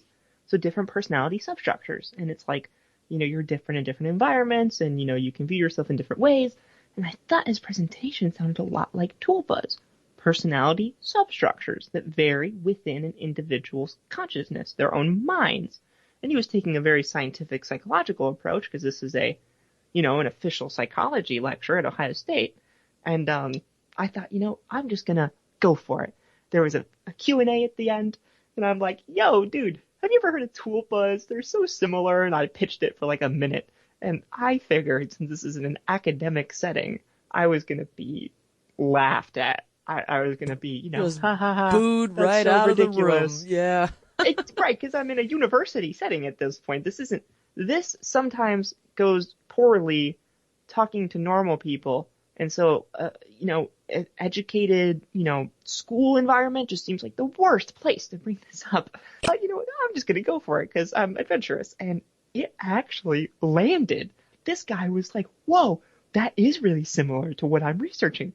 And he actually did research into tulpas and met with me a week later and said, I'm down. I want to do a study on this with you. I was like, what? Wow. Well, I'm impressed. I am impressed. I'm glad you went for it. I'm glad you took the leap because that had to be a little nerve-wracking. Like, I'm going to bring up something very different here into this discussion. But, it's amazing. Academia really isn't that contrary to the paranormal if you can present it in a friendly manner. They're usually quite receptive to different ideas, and they may not believe it, but they sure love to study anything and every kind of phenomena all over this world. So is that study yet to happen, or did you do that study, and what were the results? Or Okay, yes. So, yes, like you said, I thought I was going to embarrass myself, but they were actually interested, and I think they liked the novelty, and also I knew that was pushing it to bring up, but I think that's part of the reason why they liked it. They were like, oh, this guy's, got some courage here. Let's see what he has to say. So I talked to Pat 2 weeks ago. This is all very recent. So now we're caught up with basically what's been happening now, because my interview with Bezel was about 2 months ago. Then the thing with Pat was about a month ago. And then I talked with him 2 weeks ago. And I said, hey, Pat, there is a Discord server I'm in that only tulpas are allowed in, which we've talked about, this whole time. And I told him that they do independent research on tulpas there. And he was like, okay, why don't you go in, find that research, review it for us so we know where to start. And I was like, okay, cool. Because we don't want to find something they've already found and they've already proven. We want to find something new, something fresh, and we can publish it. Because all of these studies are run very well, but they're only available on the Discord server. So if we were to publish a study in a scientific paper, that would bring tulpas to a new light in the academic world. And then hopefully it would encourage the study of them around the world. And I actually found a professor who's down to do this with me. I really hope something cool happens with it. But that's how I found the research. I was encouraged to find it based on the study I'm doing with Pat. Okay. All right. Well, that's a big step toward learning more about this and the greater, I guess, public at large learning a little bit more about this. Look, Isaac, we have got some desperate people out there right now. and they don't know what to do. And a lot of people have tried everything in the book to deal with their lives, to deal with themselves. And some people just, no matter what they try, the lives don't improve. And people are starting to give up. They really are dropping like flies. And this is a heartbreaking thing to see. If I had a friend that come to me and they said, well, I tried everything. I tried medication. I tried therapy. I tried, meditation. I tried everything. But, this tulpa thing is what really pulled me out of the rut. I would just hug my friend and go, man, good for you. Tell me all about it. I wouldn't be judgmental or anything, because right now things are tough and times are, we've seen better days. How about that? And if this is something that can bring somebody up out of their situation, or even just solve a little bit of loneliness. I mean, think about it. This is one of the reasons why this show is on in the middle of the night. Because, look, I'm lonely. Believe it or not, I don't know how many people realize this, but Art Bell was lonely. He wanted to talk to people in the middle of the night. The middle of the night, for a lot of us, is the toughest time of our 24-hour period. And sometimes it's very hard to be by yourself in the middle of the night. If you had this spiritual relationship with this being that you have pulled out of the thin air, in a sense, what a great thing that would be. I mean, I'm also thinking of mundane things like kicking back at night to make some dinner, or watching a movie, or playing with your animals. With them. Yeah, or lying in your bed and you can't sleep. Bezel, can you talk to me while I fall asleep? All these different kind of things, it sort of answers the lack of fulfillment that we have in our day and age, especially now. We need that fulfillment. That's another thing that the human psychology has got to have in order for that person to be fully actualized and realized and whole. Is we need fulfillment. We need meaning. I can see tulpas also bringing great meaning to the tulpamancer's life, to the host's life. Now they've got this void filled, where before it was kind of chaotic and they were a little bit lost. This could give a person direction. This could give a person companionship. I mean, there's so many benefits here. I think this ought to be talked about a lot more, because what are people doing, Isaac? They're turning to drugs. They're turning to anything, good and bad, to help them just get by. And I'm not judging people, okay? I am not judging people. Right now, it's sort of any port in the storm will do. And if people get familiar with this idea, perhaps they'd give it a little more consideration.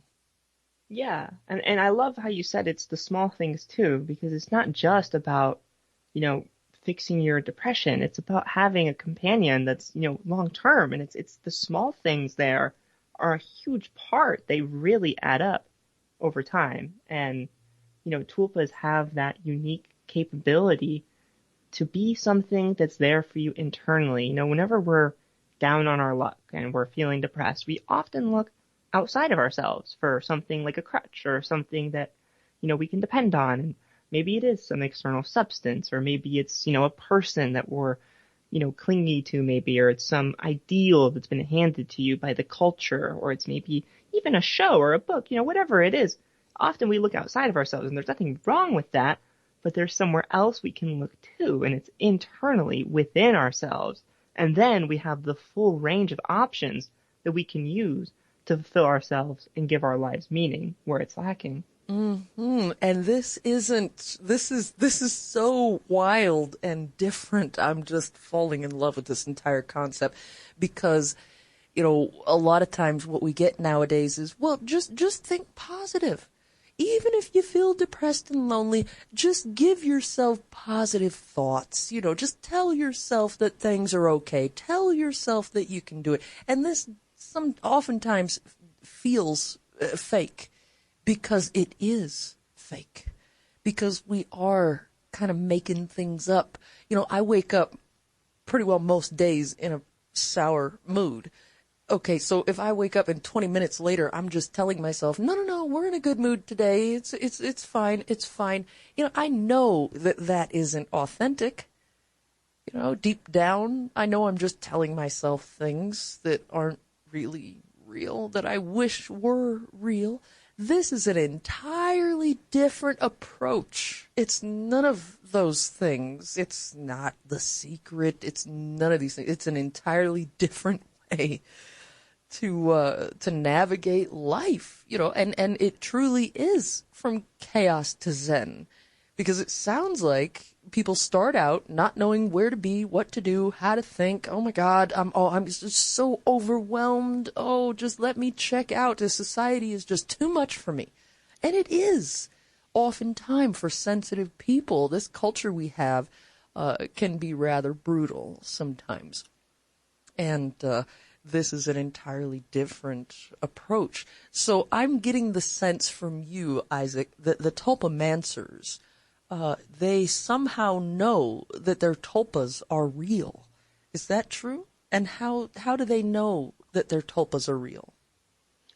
That is a good question. So normally it depends on how the tulpa tries to interact with them first, and this is in that research set that was in the Discord community that was, no one else has really seen.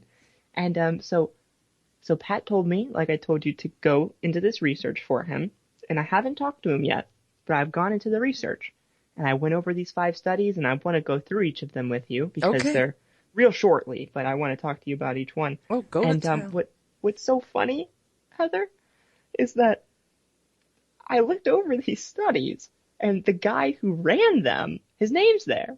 And I thought, I'm going to message this guy. It's the same guy who did all of the 5 studies, and they're really well done. So I thought, I'm doing this research. I need to know this guy. I need to talk to him. Mm-hmm. He's the front runner of tulpa research. He's doing it all by himself in this Discord server. I need to reach out to him. Okay, I reach out to him and message him. It's the same guy that I got off on the wrong foot with when I first joined the server. Full circle. It was the same guy. I know. I was like, I messaged him this big thing. I was like, hey, I reviewed all your research and it's super awesome. And, I'd love to get to chat with you. And I sent it. And then I saw all the previous messages where he was like basically saying, go away. And I was like, oh no. Oh no. Man, this has to be the guy that did all this amazing research. Is the guy who thinks I'm crazy. That's not cool. So I was worried because I figured I had already screwed myself. And I asked him about the studies, and I got a real short response. It was like, I'm not doing any studies right now. I was like, that was so short. I sent like 5 paragraphs. I was like, okay, did you do this study? And I just wasn't my study. I was like, okay, this guy remembers me. He doesn't trust me or he doesn't like me. I'm just going to acknowledge it. So I told him, listen, man, I know you don't like me because we got off on the wrong foot or don't trust me. I mean, at least getting that vibe. I can't read your mind, but it's pretty obvious. And I'd like for you to give me another chance. I had a conversation with Bezel, who he knows. Bezel is like up there in terms of this Discord server. So him and Bezel are close. So I'm just going to cite Bezel and be like, Bezel will stick up for me. I had a great conversation with Bezel.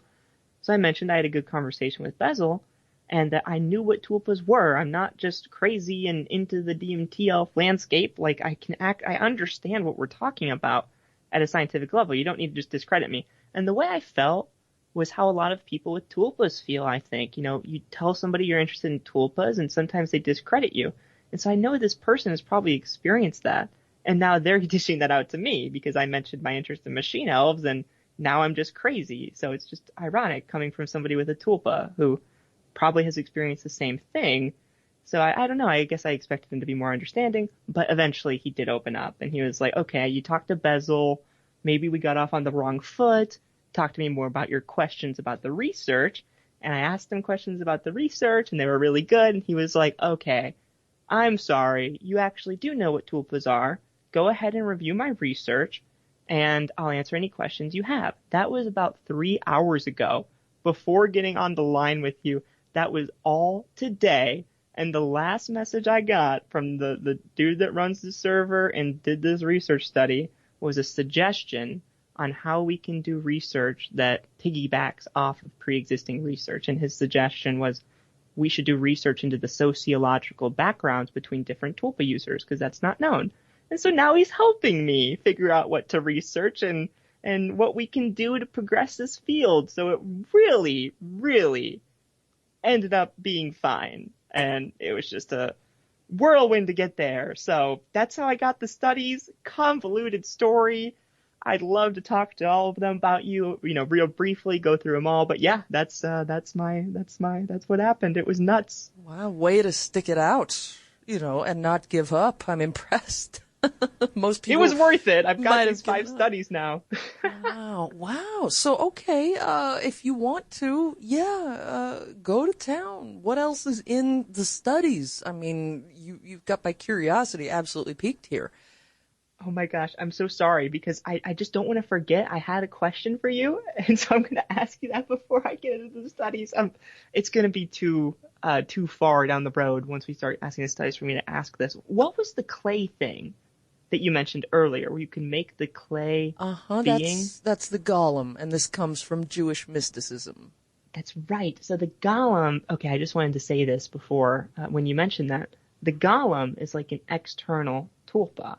It's not existing in your own mind, but it's external. And this is kind of a tangent, but I think you'll appreciate it. I thought of a story once. I think I was 21. I'm 24 now. It's about 3 years ago. I thought of a story where, so you know how AI, artificial intelligence, you could have a robot that looks completely human, but it's not conscious, right? It's just a robot. It's just a machine that looks human. You can picture that happening. What if, this is the story idea, what if a bunch of artificial robots like that look human, what if people make tulpas and embed their tulpas into the robots? So the robots have their own consciousness that is actually a tulpa that was generated by a human who projected the tulpa into the robot that has the ability to receive consciousness. So you make the tulpa as a conscious entity and you embed it into this machine, and now the machine is an actual living being that's powered by a tulpa. I just thought that was such a cool concept. Wow, well that's going to open up a whole new area of rights and sentience and tulpas taking over the world, maybe. Perhaps. Yeah, that or opens working up with us to make a better world. That's how I like to think about it. That's Pandora's box right there. But yeah, that's absolutely fascinating. What could possibly happen with that? Yes, so the golems reminded me of that, so I wanted to bring it up to you. Wow, but you really ought to write a screenplay and sell that to Hollywood. Doesn't that sound like an awesome movie? It does. I'd pay good money to see that. Me too. I just don't know the title. Something tulpas, tulpa attack, something like that. No, that's not the right title. The rise of the technomancers and the tulpas. Oh, that's good. Okay, all right, you're on board. You're going to help me screenwrite this, even if it's just the title. I'm willing to give, a few percents for that one. That's important. We'll have to call Bezel Tool. We need some real tulpas on this too. We can't just do it. Yeah, gosh, yeah, my God. Well,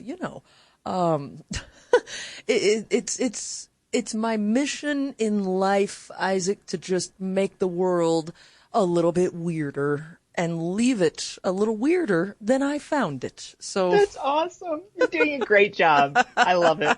Oh man. Now I'm gonna probably have dreams about tulpa robots. I hope so. Tonight. I hope they're lucid too. No kidding. Yeah, no kidding. God. Yeah. Oh my God. Well, being a Star Trek fan, I'm now thinking about the Doctor on Voyager and his personality subroutines.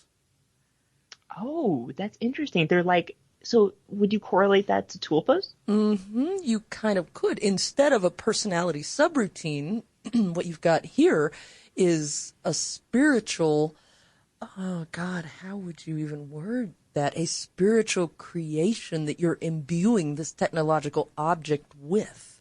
So you're marrying the technological and the spiritual and the magical in one instance, in one being. And to me, this is the highest achievement of magic in my mind. Right. That's like the Yeah. perfect combination and synergy of awesomeness. Just what's cool in this life, just all in one. And then what would this being then go and do? You know, once it's autonomous and it's all set and all programmed and all ready to go. I mean, programmed, I guess, for lack of a better word. What would it then go off and do? Is the programmed next with free will, Mm-hmm. which is a weird way of thinking about it, because when you think about programming, you think about something that you have to follow, you're determined to follow. But programming agency flips that on its head, I guess. It is weird to think about. This is what gods do, Isaac. So they program agency. Yeah. We're treading on God's territory here, which to me right. is... We better be careful. Well, to me, this is very exciting, is all. I agree. That's I don't think we have much to worry about. I don't think we're going to get any retribution for playing with the tools that have been handed to us by the divine. Well, I could imagine God having a sense of humor as he looks down on his creation that he has set into motion and made us all autonomous with our own free will, and just sort of smiling, look what the humans have done now. Well, okay. I love that. Yep. And we'd be thinking the same thing. Look what our tulpas have done now. Oh, how they've grown. And what if the tulpas start making their own tulpas? Ooh, that happens. Does it? Yes, tulpas will. Okay, so you can have multiple tulpas, and sometimes the host view making a new tulpa differently than the other tulpas.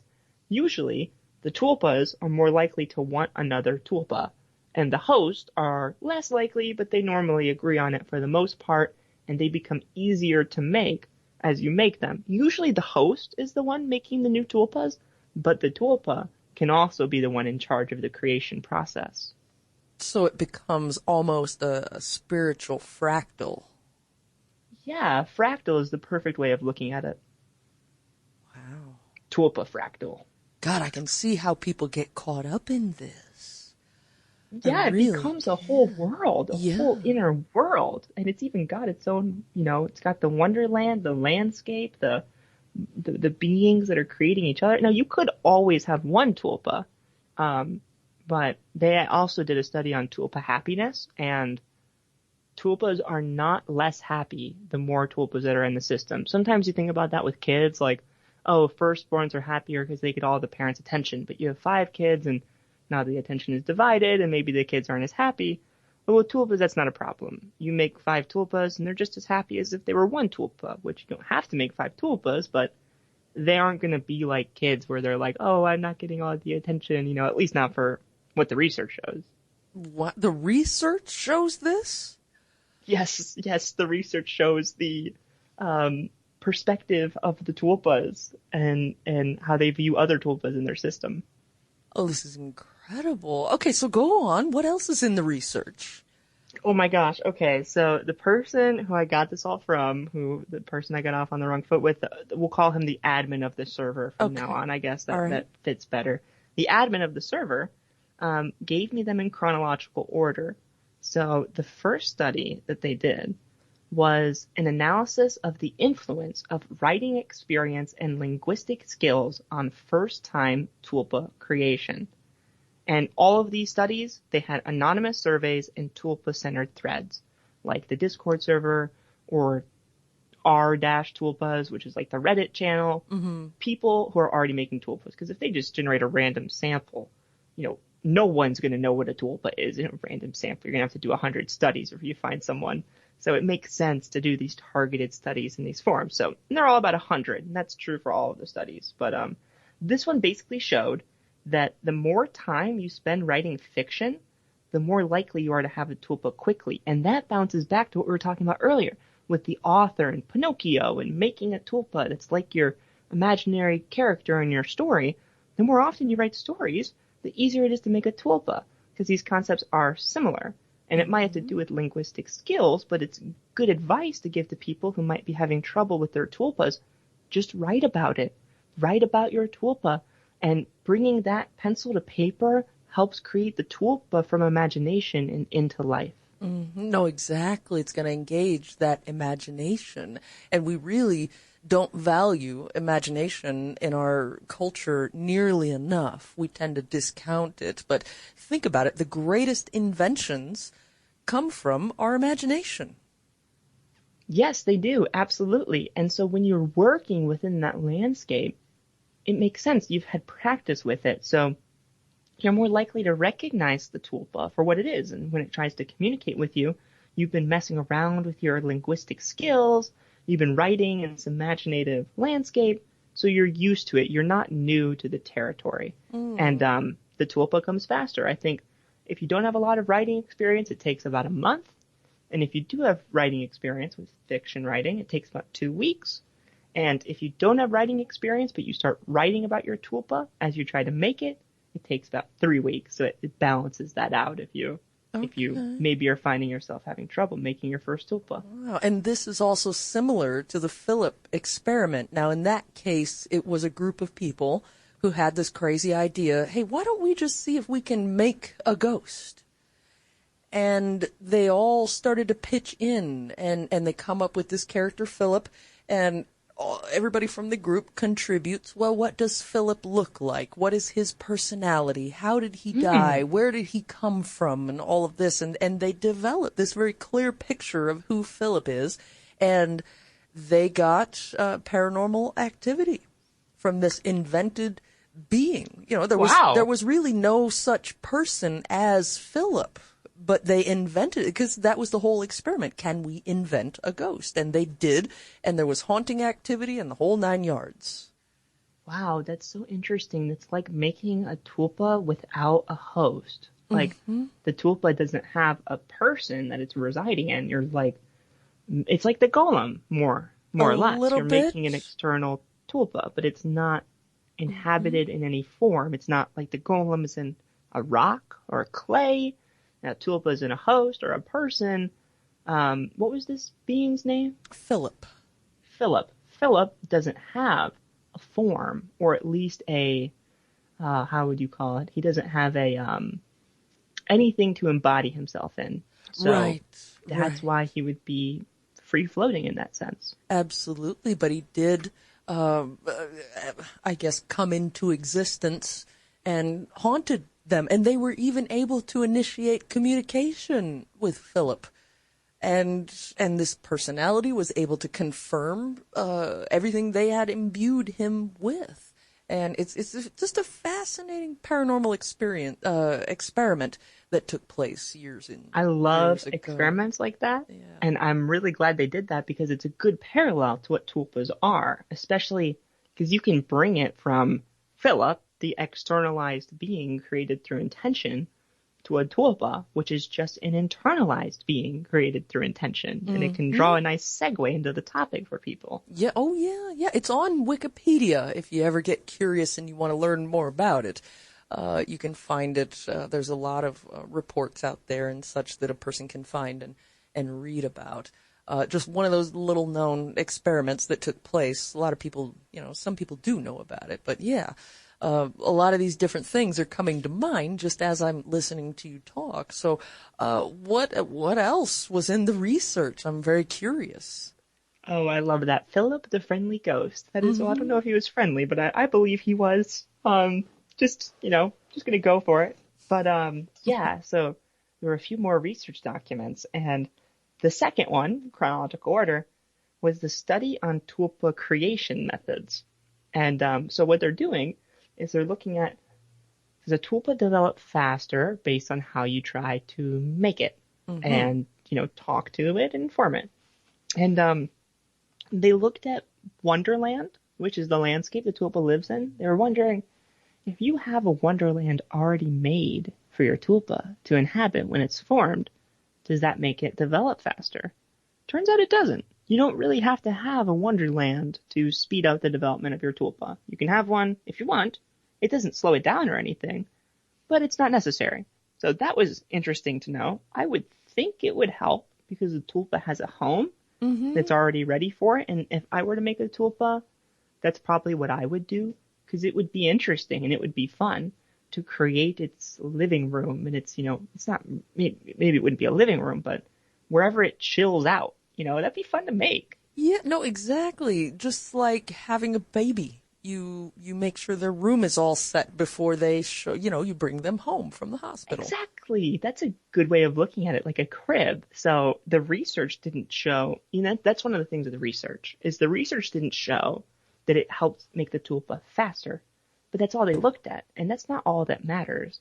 Even if the tulpa wasn't generated faster, the tulpa might come into existence more easily if its wonderland is already set up for it. If you bring a baby home and the crib isn't there, it's going to have a hard time adjusting. You know what I mean? Mm-hmm, a little bit. Yeah, and just like that situation with bringing home a baby, if you've got the room already set up, or even for, say, I don't know, a roommate or something like that, they're going to instantly feel at home. So if you've got this already set up for your tulpa, here's your room, here's your temple, I don't know, wherever they reside, I would think they'd feel immediately at home and reassured that my host is going to look after me. Yes, exactly, because it's, that's already all set up. You've put the thought into it so the tulpa can see, oh, you actually care about me coming into existence. You're not just throwing me in the tulpa homeless shelter. I've got my own space. Mm-hmm. No, exactly. And it would strengthen the relationship, I would think. Yeah, and that's the thing with this research is it's great research, don't get me wrong, but it's only looking at one thing. You can only learn so much with surveys and with, asking people questions and doing data analysis on it.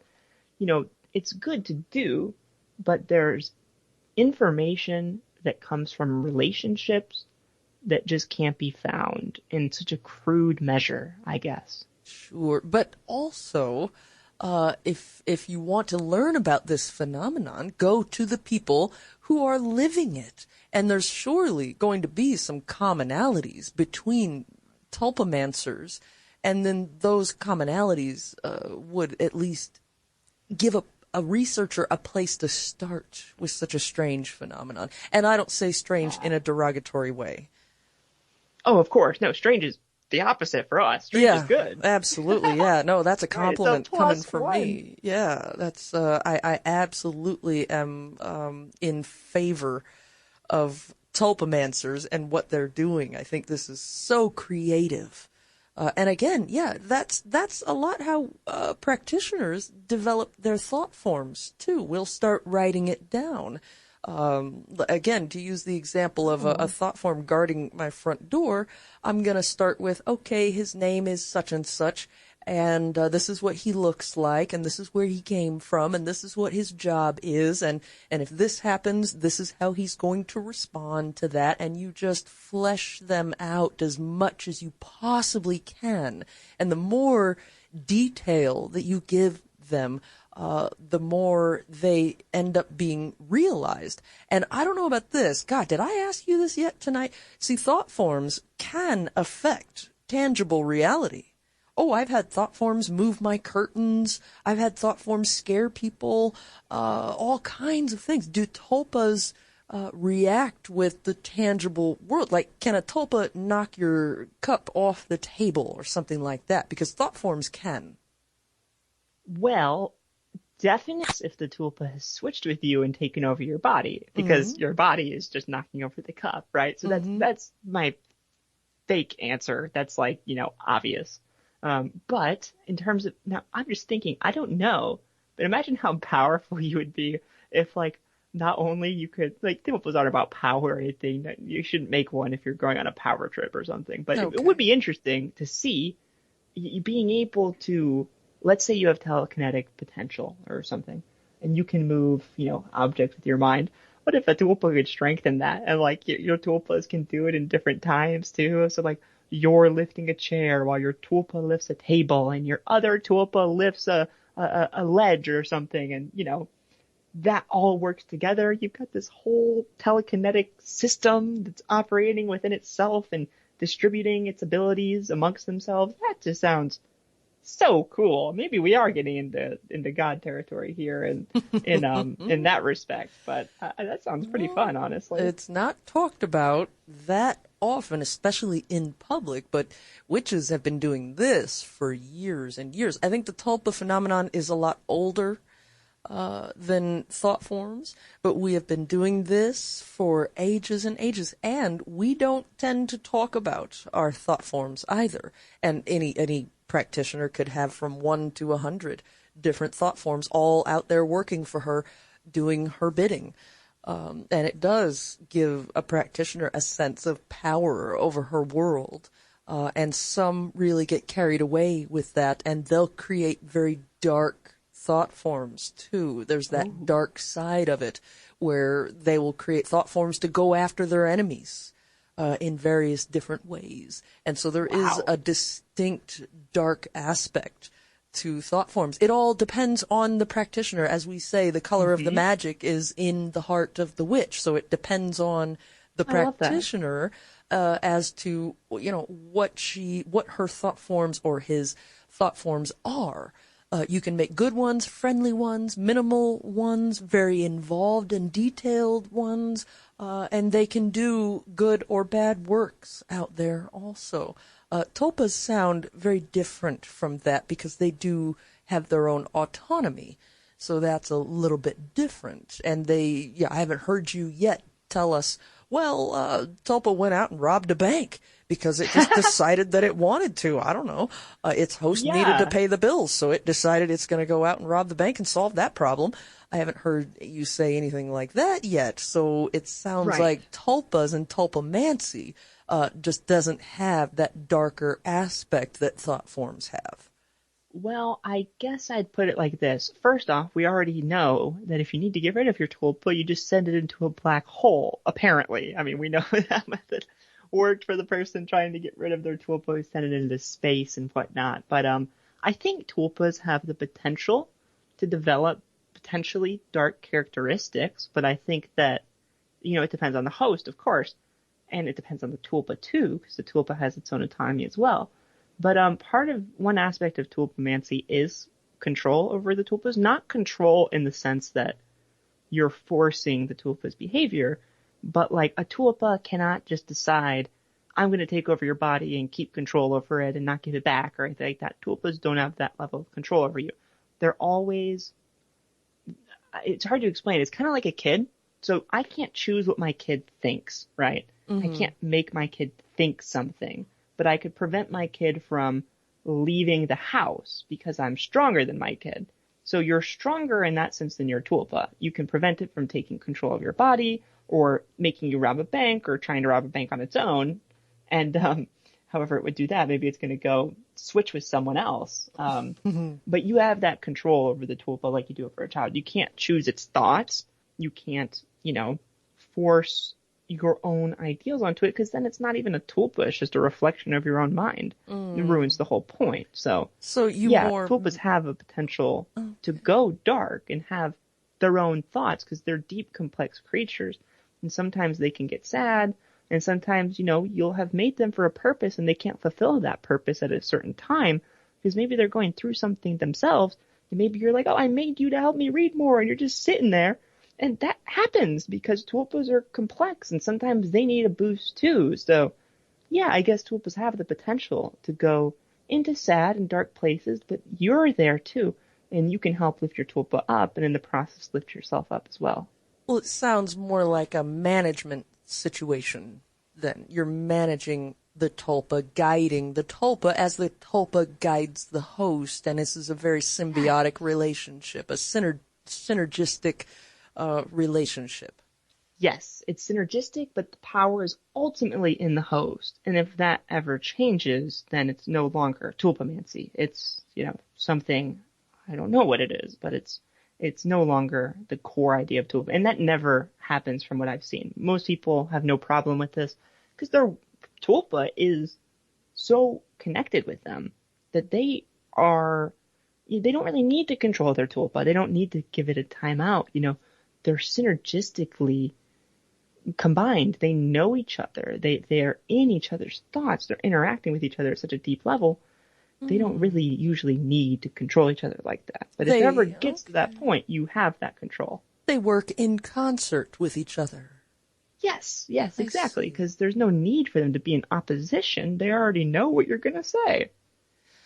Well, the more I hear about this, the more I'm thinking this could be a very creative solution for a lot of people. I agree with you. I'm so with you there. Tulpas seem like they can be applied to a lot of different problems, a lot of different mental struggles that people go with, and it's beyond just depression, anxiety, which we haven't mentioned anxiety, but anxiety and loneliness. It goes into, helpful behaviors. It goes into being more productive. It goes into, I think you could apply tulpas to just about anything you could think of, really, and it could really help. Well, think of it. Life is essentially a series of problems, Isaac. And to have this companion with you that is from you, a part of you, working in concert with you, well, now you don't have to face your problems on your own. And being autonomous, it can also add its own input into the situation. It could make suggestions. Well, maybe we could attack this problem this way or that way, or have you thought of maybe this technique? And you can work on it together, which, gosh, just from my experience working on this show, it's so much easier when I have somebody to work with. That I'm very tempted. I'm very tempted to try this. I think there's a lot more to learn. I wouldn't want to dive into this not knowing enough, but I can see how people would get a great deal of benefit from doing this. And I can also see how this would be sort of a private thing, but yet it's made improvement into their lives. And I just have an odd feeling that this phenomenon is probably gaining traction quite quickly out there. Is it? Is it growing in say that Discord server? Are they getting more and more people? Is it growing? It's bigger. It's about double the size since a few months ago when I first joined it and got in. So yeah, it's like exponentially growing. Wow. Which is really cool to see. That's incredible, and in the weirdest way, very heartwarming. It is heartwarming, right? It's so strange and novel, and you never would have thought that this could be the solution to some of your problems, but it might be the best one you've ever seen. Yeah, I would not have thought of this. Not in a million years. Me either. Honestly, I just wouldn't have came up, and just not part of the normal way we think. But whoever did come up with this, or maybe it was a tulpa that came up with it, it's like, hey, make me, who knows where it came from. You did mention that earlier tonight. You were talking about, some people, they get hints from their tulpas far in advance. And these are nudges from the tulpa, apparently, in that it is, standing by to be created, that it was sort of there, just not all the way realized, not all the way, materialized just yet. So this whole entire thing could just be the rise of the tulpas. They're nudging all of us so they can come into being and inhabit our bodies. Ooh. That's so exciting. That's awesome. I love that thought. This isn't even us making the tulpas. This is the tulpas coming from the backgrounds of consciousness and reaching into life. I love that. Right. God, it's our own consciousnesses propagating themselves. Yep, and they're a new manifestation of the evolution of consciousness at the level we're at today.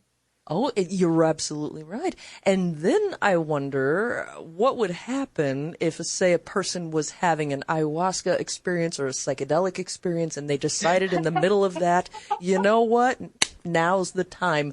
It's time to make my tulpa. Here we go. Wow. That's great. Psychedelic-assisted tulpa therapy. All of the insanity of the world all in once. In one thing. And then that. on the other end of that, you go through that journey and you come out just perfectly zen. Like, I am ready to be my fullest self and I can do anything. Nothing can stop me. You know, in a positive way. I can finally tackle the world. Whereas previously the person is just, you know, maybe they're full of, maybe they have some insecurities, maybe they have some limitations, or like you were talking about with the inner dialogue, I can't draw. I just can't. You know, I do the same thing. I can't grow things. I'm horrible at growing plants. And but the tulpa changes all of that through a very powerful, heroic, psychedelic experience, and the person comes out. It truly is, Isaac, come on, this truly is a journey from chaos to Zen. But yes, it is. And that was a self-fulfilling prophecy because you came up with that name, and then all of this was brought to the conversation from somewhere in the ether, and here it is on your show tonight. So I just love how that all worked out. It literally made itself into being. It was just like a tulpa coming into existence in that sense. In a way, right? In a weird, very weird way. Well, I mean, hey, you know, we're professional weirdos around here. We know what we're doing around here. Let's take us another break, and when we come back, we can talk about more of the research. I want to dive into my looking glass and see. I haven't looked because you've got my attention. You've got me riveted talking about this. I haven't even looked at that. So we'll check up with that and see what I'm sure people must have some questions about all of this. And I don't know if we can coax perhaps the phone to ring and take some calls and some questions on that. And I'm pretty sure there's about, 3 more aspects of the research we have yet to look at. So, you know, we're busy here tonight. This is what Raging Through the Night is all about, and Isaac Lindenberger is with us. If you have landed in the middle of this conversation, mid-conversation, I'm sure this is very strange. Probably a little strange to you, although I know that some people are familiar with the phenomenon. I have never really taken such a dive into the subject. I mean, privately, sure, I have, just going down internet rabbit holes on things. I've done that, but this is a very enlightening conversation that we're having with Isaac Lindenberger. And if you did land on this show mid-conversation, we're talking about tulpas and how beneficial they are. Believe it or not, tulpas are changing lives out there, one soul at a time. And it's an incredibly beautiful thing. And, you know, right now the world can kind of look like a chaotic, dangerous, scary place. And this is one thing that's quietly going on out there in the paranormal world that, believe it or not, is quite positive. Can you see a downside into a person bringing companionship into their life, love into their life? I mean, this is truly, it's a cliche, love makes the world go round, but it really does. That's why it's a cliche, because it's true. And that is what a lot of people need right now. And they're getting it in this strange fashion. Therefore, it is the perfect thing for us to talk about on the show with Isaac Lindenberger. We'll be right back.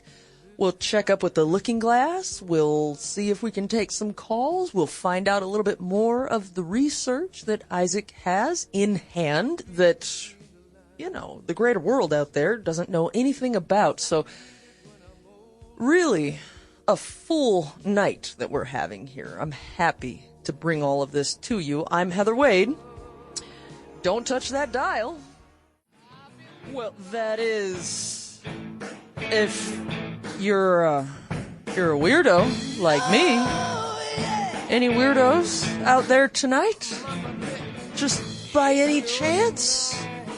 That may have questions on such an odd phenomenon as this? Oh, that just skipped. Very bad. That's an old CD, though. They could probably use a reburn. Well, let's see if we can cram all of this into the time that we have left. We've got a lot to talk about when it comes to this subject. Again, if you're tuning in late, we're talking about the phenomenon of tulpas and tulpamancers. I have never gotten so in-depth into this subject as we are tonight with our guest, Isaac Lindenberger. And it really is a strange aspect of consciousness and what the mind can do. And also, this is not a new phenomenon. This is an ancient practice. And what's really cool, I tend to complain a lot about our modern life. But actually, this is an honor and a privilege to be able to talk about this subject, because once upon a time, this was only for the holy people, the priests, those who understand these things. And this sort of knowledge was not for the common man. And now, in our day and age, we can talk about this. We can bring it to the everyday regular person, and they can also benefit from this strange practice and perhaps change their lives in a good way. Think about it. And again, I ask you, would you do this? Just out of curiosity, would you do this? Would you experiment in this sort of a way? If you were to make a tulpa of one kind or another, what would that tulpa look like? What would that tulpa act like? Would you put your imagination to something like this? I know in the Looking Glass we've got a lot of responses coming in, and we'll check that out here. Welcome back, Isaac. Did that come up in your conversations at all, that this used to be only for the priestly class and not for the common man? Or am I wrong about that? Because in my reading about it, that's what I understood, that this was really regulated in the past to just, I hate to use this word because it's so contaminated nowadays, but once upon a time, this was for the spiritual elite. Yes, that's completely right. The common people didn't have a lot of spiritual recourse back in the day for just about any spiritual practice, including tulpas. They weren't really allowed to engage in their independent beliefs. A lot of people would still, but if they got caught, it was hearsay or it was against the religion of the time. So people had to be careful with it. And sometimes it was with the religion of the time, similar with the golem thing. But the origin of the tulpas itself, that is more of a Tibet thing, which I think you've mentioned earlier. Yeah, and it really is an interesting thing that we can talk about this stuff openly, and that now the common person can get involved with this or create this, a tulpa for themselves, and enjoy the benefits of it and the adventure. I mean, this sounds like a tailored personal adventure for an individual, which is really cool to me. And it's open access now, so why not try it? It's not limited to the spiritual elites like at the time where it was originally developed. It's no longer limited, so you have the opportunity to access this amazing tool if you choose. And I think for a lot of people, it's really good. And I'm not imagining that. That's what they're telling me. They're like, I made a tulpa and my life is way better. It's coming straight from them. On the subreddits that I was reading, Isaac, I did not find a single negative post. Not one. I never found somebody who regretted making their tulpa, and the only time I ever heard of somebody wanting to get rid of their tulpa was the crazy story that Bessel told me with the person who had been using benzodiazepines, but they had other tulpas in their system too that they kept. There was only one tulpa that they ended up booting, but that person was not, mentally healthy. So, that's the only exception, is somebody who wasn't fully there. And tulpas also helped them still. The remaining tulpas all got together, and it was like a tulpa, they had a funeral if I'm recalling correctly. And like, it was like if somebody passed in real life for them. It's really interesting. Wow. So really what that sounds like to me is just a little chapter in that person's tulpa adventure. Yeah, because they still have other tulpas still, right? And so Right. that tulpa's time was up. It's not like the tulpa was, put to death and executed. It was sent into a black hole, but, but it depends on how you look at it, I guess. Mm-hmm, mm-hmm. It's Very more of it was its time to move on. That's how I think it went. Very interesting. Well, I'm just dying with curiosity to see here what folks out there think. So let me see here in my looking glass. I don't have a tulpa. I have a looking glass. Royal in Connecticut says it's always such an interesting and mind-blowing discussion when Isaac is on. Oh, thank you. He sounds like he doesn't have a mean bone in his body. Great guest, great show. Well, thank you, Royal. I just absolutely adore Isaac. I adore his enthusiasm. And just he's fun to talk to, and also a delight to work with. And you know what? That's what I like in my life. So I gravitate to that type of person. Austin from Philly, who was very excited for this tonight. He was sending me comments even before we got on the air. He says, "Great show. I like Isaac's question about machine elves. Who built the alien amusement park? I think I might do this." Oh, that's awesome. So, That's hey, the spirit. Austin from Philly may go on his adventure. And by the way, just before I don't want to forget, if any of you out there decide to embark on this,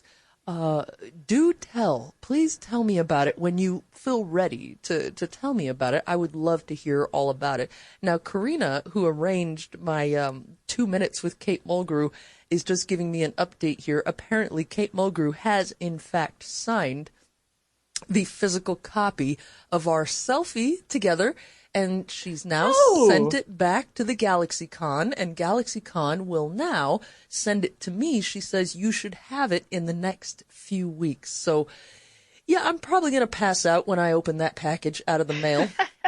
Pretty cool. Thank you. That's awesome. Karina, there's I don't know how I could ever thank you for this. I really don't.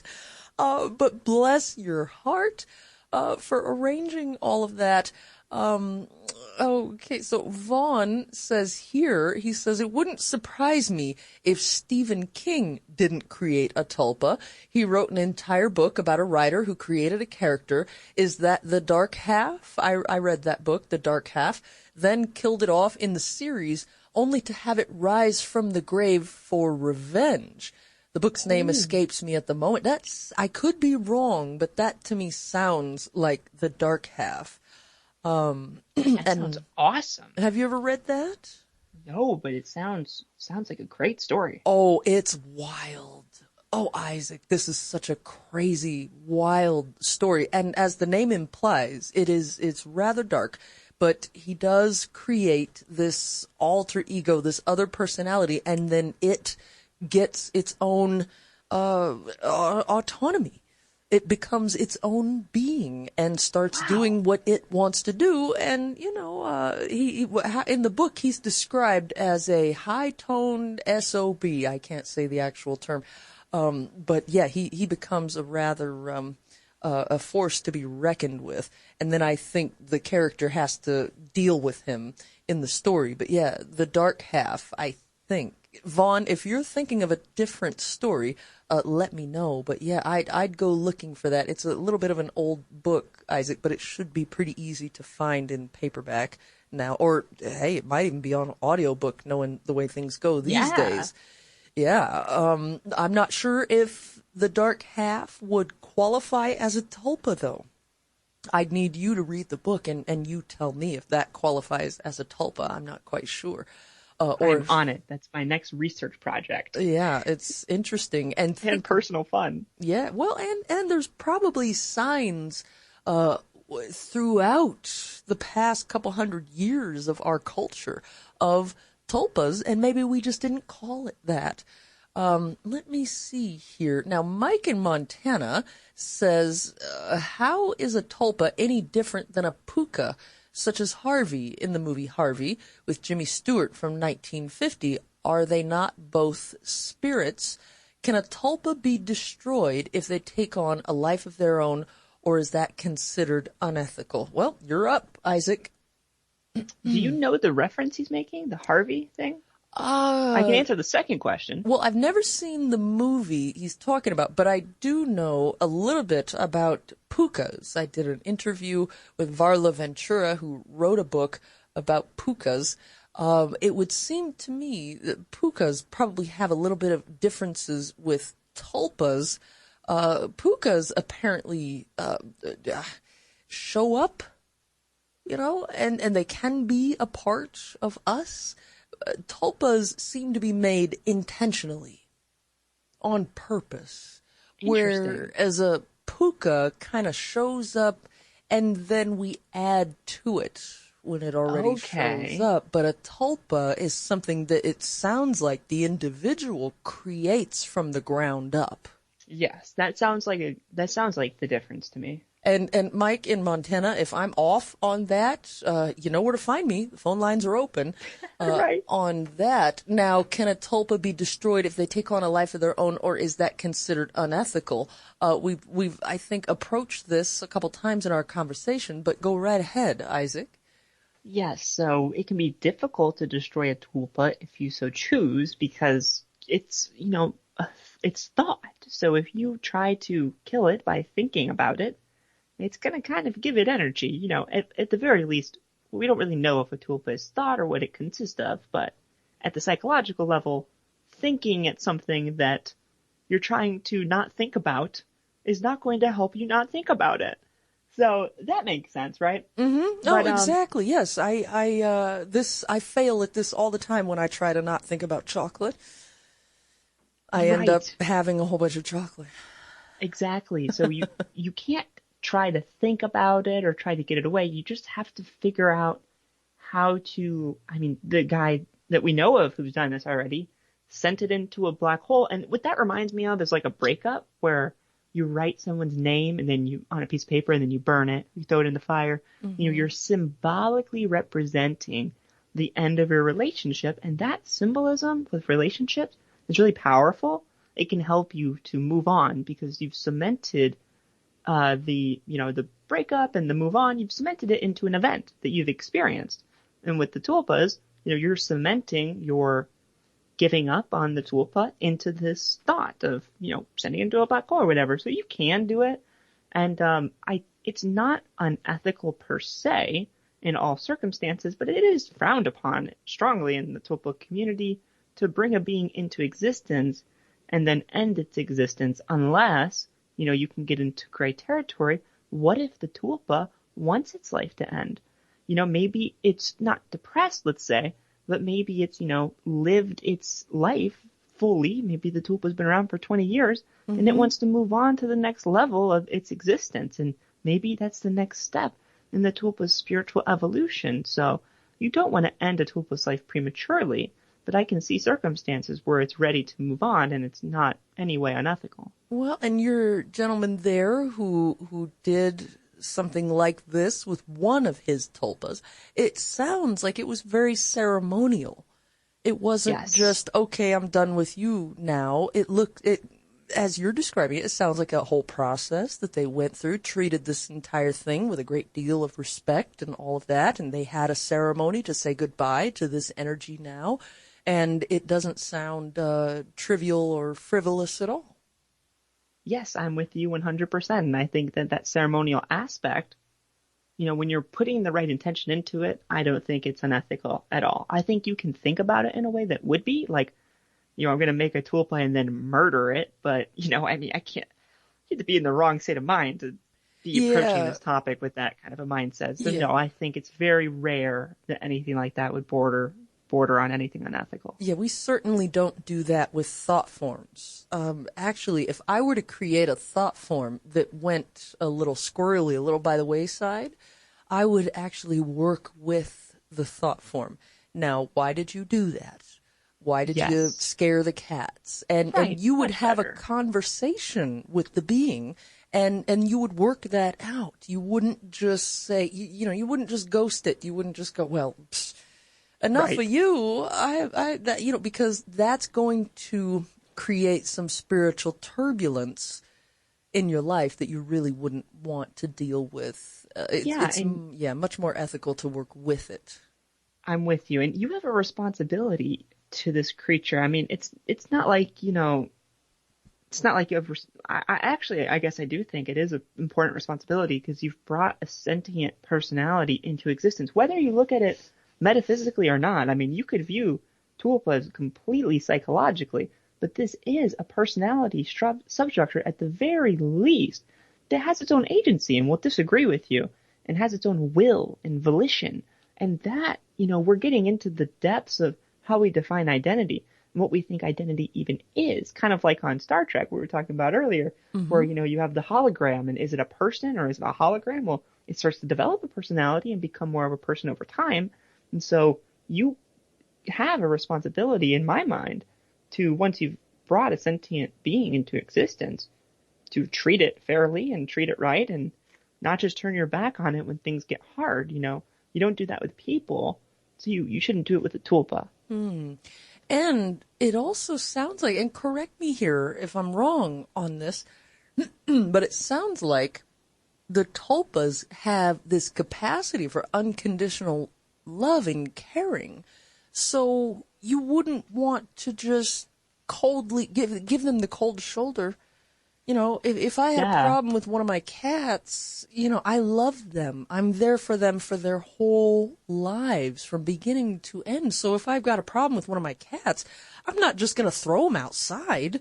Well, you've gone south, you've turned sour and gone bad, out the door with you. No, not at all. You're going to work with your pet, or same thing with a dog. Dog's chewing up your shoes. You're not going to just say, well, he's a bad dog and get rid of him. You're going to work with the animal.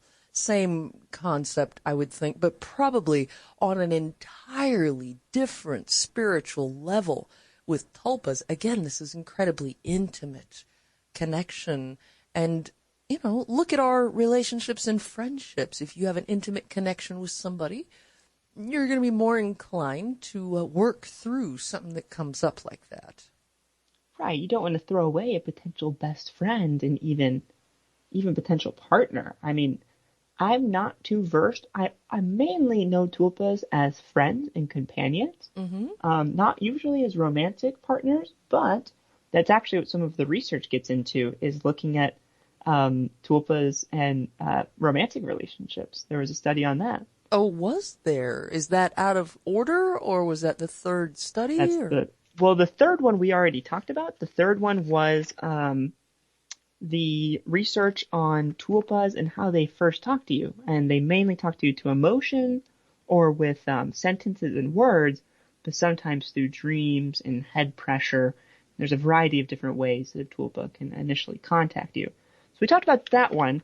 So the next one is that one, the tulpas relationships. And it is a rabbit hole.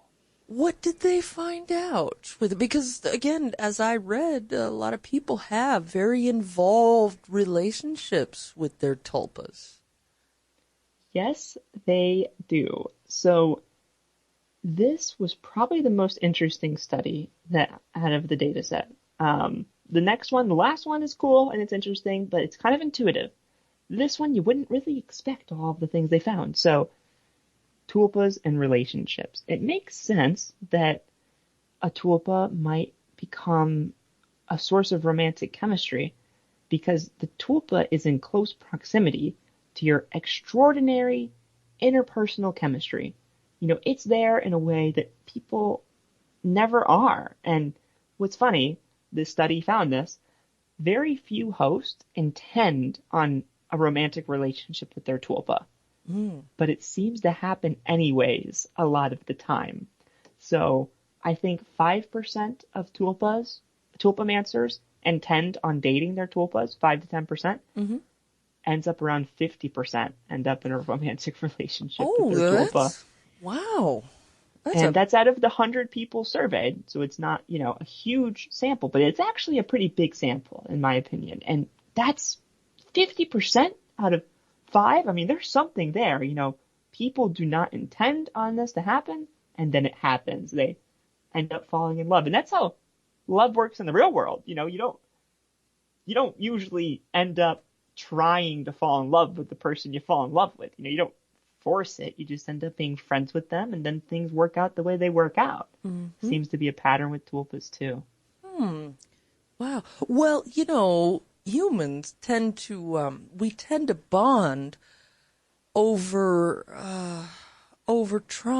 traumatic experiences. You experience a traumatic experience with somebody, and then you tend to bond over that. So if your tulpa is helping you to overcome problems in your life, it seems like a natural progression that you would end up getting closer and closer and even more involved. And if they reside next to your soul within you, well, your tulpa's going to know you like no other person even could.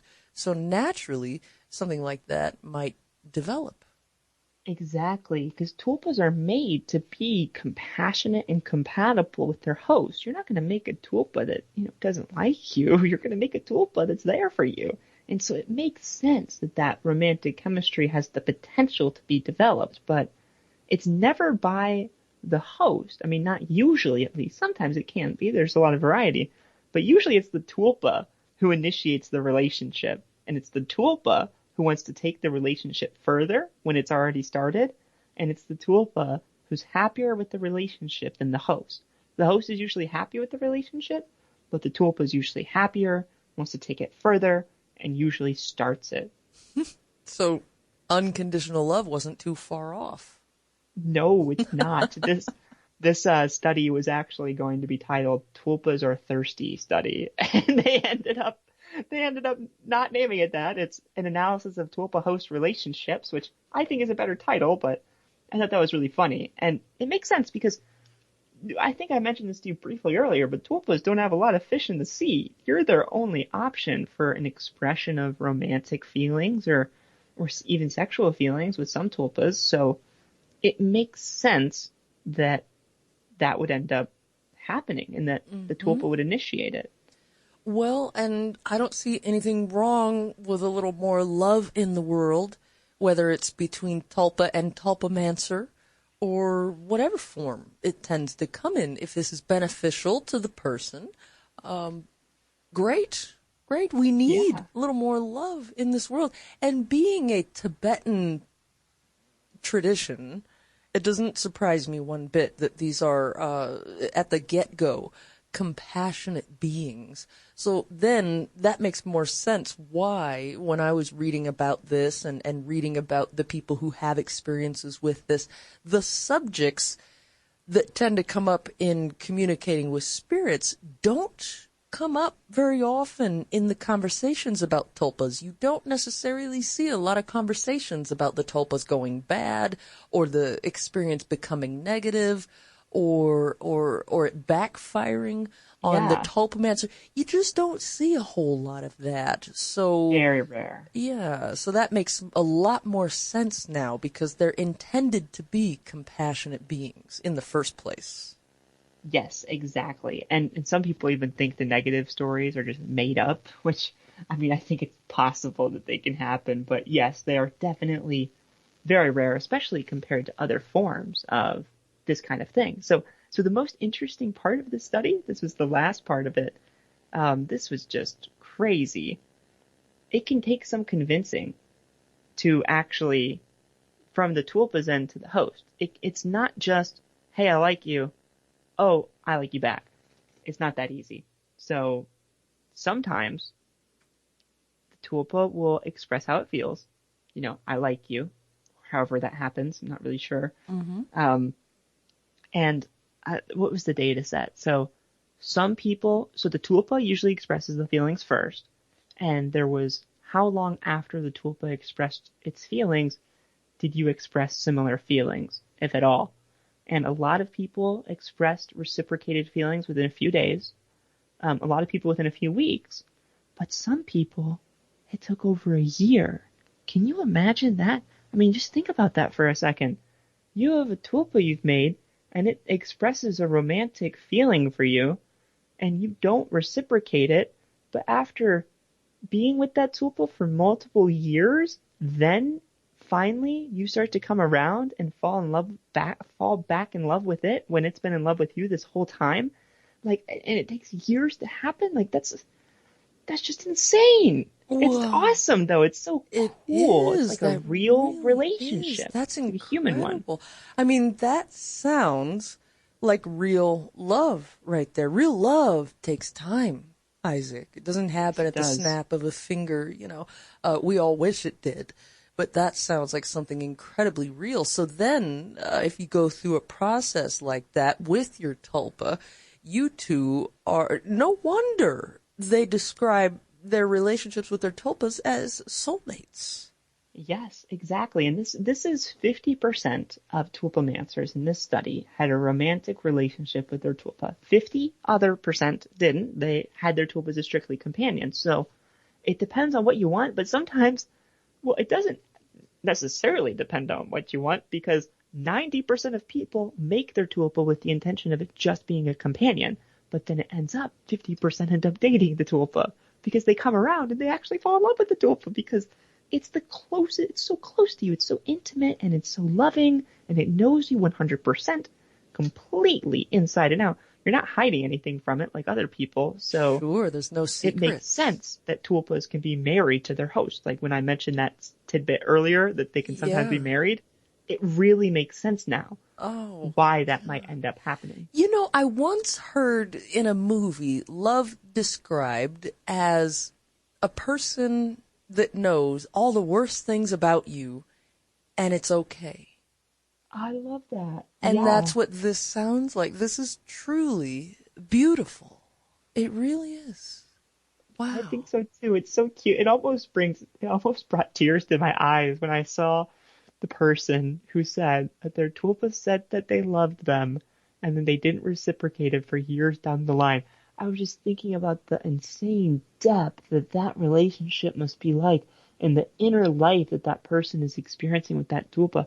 That is just unreal and profound. That's beautiful. The word. That's the word. It is profound. And what a transformation for the tulpamancer also, because they start out in a less than ideal condition, and then, however long it takes, maybe a year, maybe 2 years or 3 on down the road, now they've got this spiritual soulmate. And tulpamancers, I apologize if my terms aren't accurate, but that is to me what it sounds like. It almost sounds like the two beings become intertwined. Yeah, just like a romantic relationship with another human individual, you can intertwine your souls into kind of one soul, but this is that intertwining happening within one mental structure, one system.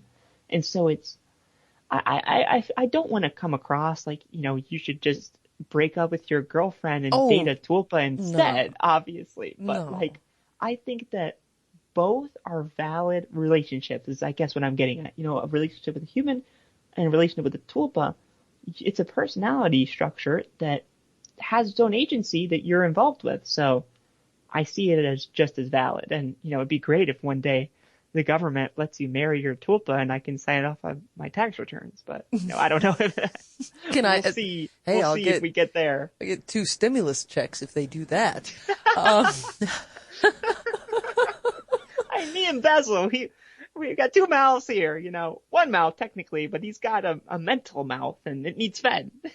Oh, goodness. Wow. This is really, really trippy here tonight. Now, Adrian in Connecticut has got a question here. She says, tulpas are a creation. Earth and everything on it is said to be a creation by a creator. Here we get into God territory again. Interesting. Does that make us and everything on Earth tulpas? That's an interesting point. That is looking at tulpas, kind of like we were talking about earlier, and like the relationship between creation and being. It puts tulpas at the level where, we're a tulpa. If God created us and we are autonomous beings in the mental substructure of a greater divine being, then, we're like God's tulpas in this framework. We're like God's tulpas, and then we have our own tulpas, and then sometimes our tulpas make tulpas, and then who knows what they're up to in the Wonderland? What's going on there? It might just be an infinite fractal of autonomy and agency down the lines of consciousness. Boy, it really gives a whole new meaning to the phrase, we're all connected. Doesn't Yes, it? It does. Woo, that Yes, gives a it whole does. new trippy spin on that concept. I'm going to make that into an animation, the God Tulpa fractal video. That would be great. Oh, man. Well, and here's another question, which I can see why a person would think this. But again, well, you're our expert here. I'm not going to try to, I won't try to answer this. But Vaughn is asking, he says, does Isaac believe it's possible to create negative tulpas, i.e. a monster or the devil? Well, if you decided you wanted Satan to be your companion, maybe you could go on that endeavor and let me know. But I don't think anything's impossible. I guess I'd just highly advise against that. And I guess it's, I don't know, it's such a weird question. I don't think it's impossible, but I feel like, here's the thing, Heather. You can make a tulpa that you personality forcing. Remember we were talking about it earlier, where you can embed it with characteristics, and they can say, "Screw this! I'm going to be my own person, and I'm going to do what I want." And I could see that happening with a dark tulpa, or if somebody in a dark state decides they want a dark companion, I could see the tulpa being personality force with dark characteristics, like things that aren't great. And the tulpa saying, I'm not about this. I want to radiate a higher vibration, and it will lift you up with you, and then it will resonate you into a higher state. So I think that would backfire. If you made a dark tulpa, it would start out a little dark, and it would use its agency to lift its vibration, and then it'd bring you along for the ride. That's how I think that would go. It kind of seems to me to be against the very nature of what tulpas are, to create a negative one. That to me is more in the realm of thought forms. Yes, you and a tulpa could try. You could try, but I don't think it's going to work. I think the tulpa is not going to be about that, and it's going to bring you along for the ride. So, and I think if a person did create this negative being, very negative, dark being, angry being, then that is probably not a tulpa. That's something else. I don't think it would even. I don't even think the tulpa would form into that. Yeah, I think it would. Since it is an agent, it has autonomy. It would realize what's going on. It's along for the ride too. It's not subjugated by your own, mental structure. So it would see what you're trying to do, and it would contest it. I mean, I think this is what would happen. It'd be like, I am not about this. We're going to cheer you up. And, that's how I see it happening. Yeah, so, I think the tulpa would recognize, now, wait a minute, you're in an incredibly dark place. And I think the tulpa, and again, what do I know about it? But just learning about it from you, I think the tulpa would see that as a bit of a cry for help. Exactly. I think you're right. I think you're right. And we need to address that, I would think. Otherwise, if you do create such a dark being, then I think that's not a tulpa in the traditional sense. That, again, would maybe be something else entirely. Let me see. What is this here? Oh, Vaughn is confirming here for me. Yes, to the dark half. The sparrows are coming. Yeah, I remember that from the book. And he says here, a puka is part of the fairy realm. That's true. Therefore, not the same as a tulpa. At least that's my understanding. Thank you, Vaughn. Lupe says here, good evening, great show. How do you spell the tulpa? Tulpa, or am I spelling it wrong? No, I think that's correct. Okay. I'm interested in exploring this level. Have an awesome evening and enjoying the ride as always. Well, hey, I mean, there's the Awesome. second person so far tonight that's tempted to get into this. So very cool and very interesting. And that's something that I love about our entire conversation about this tonight. There's very little, if any, negativity to be found. And think about this. This is how dark our world is becoming, that we automatically think of the dark things. Well, isn't this some sort of possession? Couldn't the tulpa decide to kill me? Couldn't this, go wrong? This is speaking to where our collective consciousness is right now. So I think the world needs tulpas, and I think the tulpa world recognized that, and they have showed up. They're definitely here, and they are making their presence known by the day. As you mentioned, that Discord server has exponentially grown, and now, based on our conversation, tulpas are going out on your radio show. So we're engaged in the process of them trying to become known, so you're totally right. Right. I wonder if there are any tulpas listening to us right now. Oh, I bet there are. And if not, then there will be tulpas that are developed in the future who will remember this event in their host memory. We already have 2.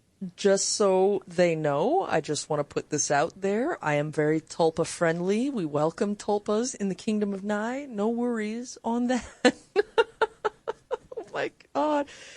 Yeah, this is as weird as I've gotten in a little while here, Isaac. That's an honor to hear from you, Heather. It really is. So I think there was one more study there, and I don't want to let the night go by without learning about it. What is the other study that you've got, and what does it tell us about the phenomenon? So the last study, the 5th study in this data set, is the perfect one to end on, given the name of our episode tonight.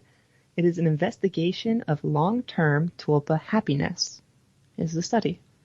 So what they were doing was they were looking at what factors makes a tulpa more happy. And I love this study because they're not just looking at the host happiness. They're looking at the tulpa's happiness too. Because the host happiness matters, of course. Your happiness matters. Everyone listening right now, all of us, our happiness is important and it's real. But it's not just our system.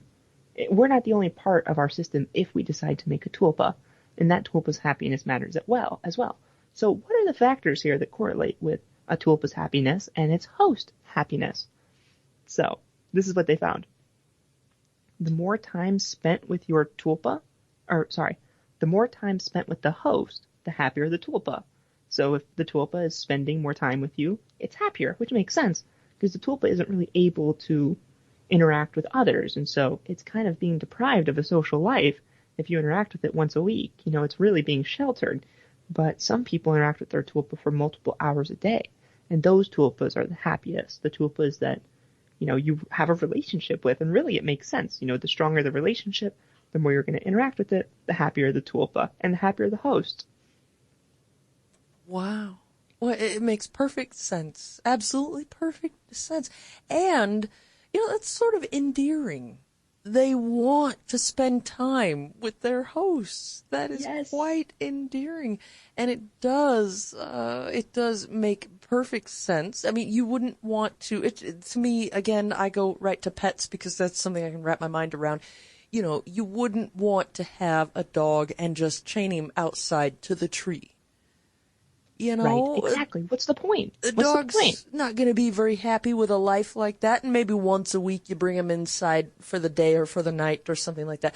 That dog is not going to be properly fulfilled at all, which it seems the same would apply for the tulpas. So the tulpas are thirsty. They want that companionship. They want to spend time with us or with their hosts, their creators. And the world needs that too, because what do we do? What do we spend our lives doing nowadays, Isaac? Avoiding people.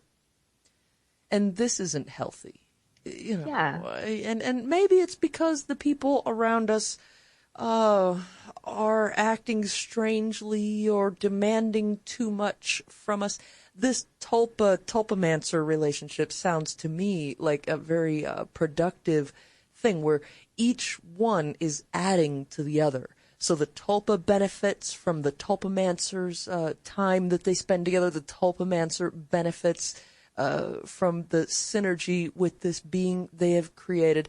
And it just continues to feed itself as more time goes by. And that, again, is what people are craving as far as fulfillment now. Our modern society doesn't provide a whole lot of that. And if it does, a person would not be out of their mind to be a little bit suspicious of it, and that is where we are nowadays, because there's a lot of betrayal with friendships nowadays.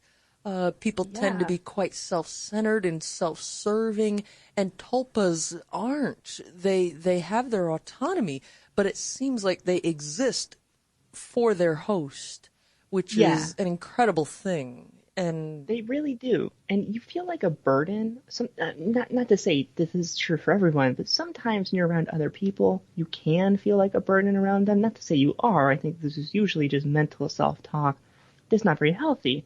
But sometimes you don't know if the person spending time with you is enjoying it. Sometimes you can't tell. Mm-hmm. But with a tulpa, they really want to spend time with you. I mean, that's what fulfills their existence. So you have someone who really cherishes your presence, and that adds to the unconditional love that you can experience from the tulpa, I think. That's incredible. Yeah, it's so cool. Incredible. So they found that in this study, and it makes sense that, it's like with human relationships, and with dogs. That was a good example with the dog chained outside, but it's true with romantic relationships as well. It's true with a lot of relationships. So that's not necessarily a surprise. But they found a few other things here that were interesting. Oh, okay. Tulpa age isn't correlated with tulpa happiness. That makes sense. A tulpa who's newborn isn't necessarily more happy as a tulpa that's 5 years old. Okay. I think tulpas are just always vibing. So there's not there's not a certain period where they're higher than a different period, which I guess it'd be interesting if that was different. But I like that. Also, the number of tulpas isn't correlated with happiness. I might have mentioned this earlier. Yeah. But that's where this comes from. Okay. Is a tulpa doesn't... we talked about only children. That's right. And tulpas don't mind if they're only children or if they're in a family of tulpas in a whole system. Doesn't get to them. This one's kind of a surprise, though. Tulpas are usually happier than their host on a subjective well-being scale. Tulpas will rate 9, and the host will rate 8, or the tulpa will rate 7, and the tulpa will rate 6. Now, sometimes it's different, sometimes it's changed, and I think that's because when you ask 100 people, you're getting 100 different relationships that are happening at different times. Mm-hmm. So sometimes the tulpa is down on its day, and sometimes you're down on your day. But in general, tulpas seem to be more positive, more happy, and that makes sense because people are making tulpas when they're usually depressed or lonely or feeling like they need something that a tulpa fulfills and gives them, rightly so. And so a tulpa is going to be made intentionally an elevated state to your own because you want it to rise you up. You want to match that tulpa's level. So you make something at a higher vibration than you, and then you're able to come up to that level and match it. So I guess it makes sense that tulpas are usually happier than their host. Oh, wow. So they sound like advanced beings of some sort.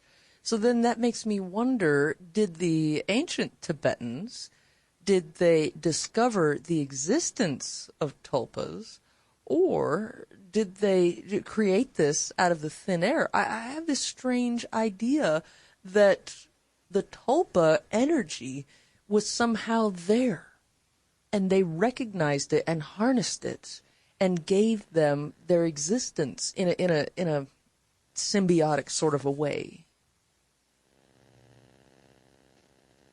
Yes, I think that tulpas they've been around for a long time, but I think they are coming back into the culture in a way that never has happened before.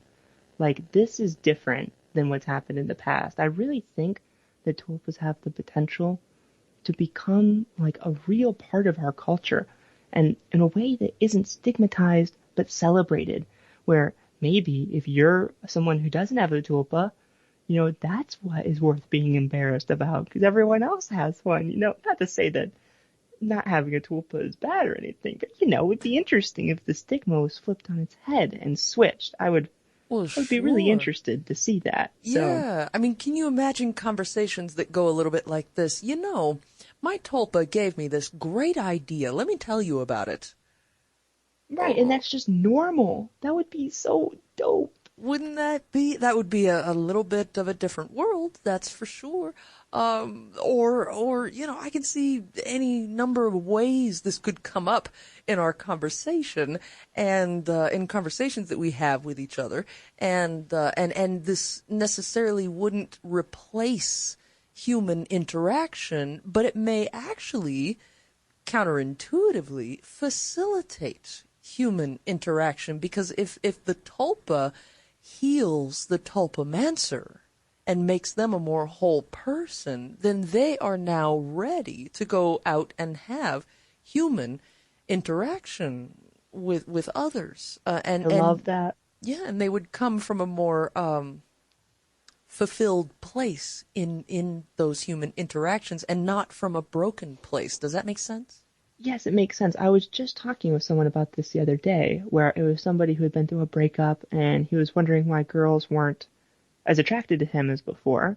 And I was trying to tell him as nice as I could that, and I've experienced this myself, when you go through a breakup like that, you're used to having your fulfillment come from an external source, a certain degree of it at least, and you start looking for that again, and people can see it's missing. But once you're able to generate that within yourself, people see it and they recognize it and they're attracted to you. Like not attracted romantically, like they're energetically attracted to you. Mm-hmm. And it creates something that's, more real. And I think tulpas have the potential to do that. Like you said, where they can heal you and lift you up to the point that you're ready to be social. Your anxiety is curved a little bit and your loneliness has been supplemented to the degree where you can engage with other people in a more honest and a more real sense where that fulfillment doesn't need to come from them. You've already got it. So now your interpersonal relationships are better. You're having more of them, which is kind of counterintuitive, but it adds up. It all makes sense. And that is the last thing that they found in this research, which comes back full circle because it's something that we all already knew. Tulpas make their host happier. Once you make a tulpa, your happiness goes from like 4 to 8. And it's insane. Like it doubles for most of these people. And it's like going on an exponential scale. And like we already knew that from the literature of people who explain having tulpas, but it's good to have that in a number. And good to have that in a research study. So yeah, tulpas make people happier. And like you said, they can make people more fulfilled to the degree where they can more authentically engage with their life. Oh, yeah. Well, that reminds me of an expression about relationships. A lot of people think that, say, a girlfriend, boyfriend, or husband-wife relationship ought to be 50-50, but that's not correct.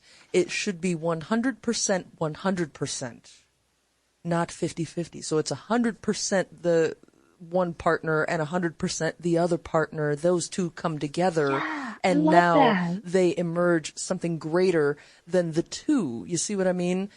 I love that. This is what relationship counselors will tell people in like marriage counseling and this sort of a thing. It's not 50-50, it's 100-100. And we tend to forget about that. What are we bringing to the relationship? We ought to be bringing 100% of ourselves, and a tulpa would allow a broken person to heal and then bring 100% of themselves to then a human relationship. Yes, exactly. And then if everybody gets on this train, we could have people who are more fulfilled and elevated in their lives. And it's not just good. This is my own personal take on it. It's not just good that tulpas are making human lives better and we're engaging with other people more authentically and having better lives. That is all amazing, awesome. But it's also good that these tulpas are coming into existence. Now we have more beings able to experience life and able to experience the depths of what it is to be a person. Even if you're a person in a system of tulpas, you have an identity. there is more to go around to experience the depth of our reality. And that's a beautiful thing to me. Oh, it is, and very well put. Also, I would think, and this is just sort of me thinking out loud, a little bit of a theory here, but we tend to feel a sense of lack in our lives. Advertising is what fosters this mostly. Capitalism tends to add to that a little bit too. This sense of lack that we have, that there's not enough to go around. And with this, it would seem that a person would gain over time, not overnight, but over time, they would gain this sense that there isn't so much lack in the world, especially if you feel fulfilled and your happiness on the happiness scale has gone from a 4 to an 8. This is a person who now has a sense that there isn't so much lack in the world, that there's enough love to go around at least, and that's going to change a person's disposition and worldview in a big way.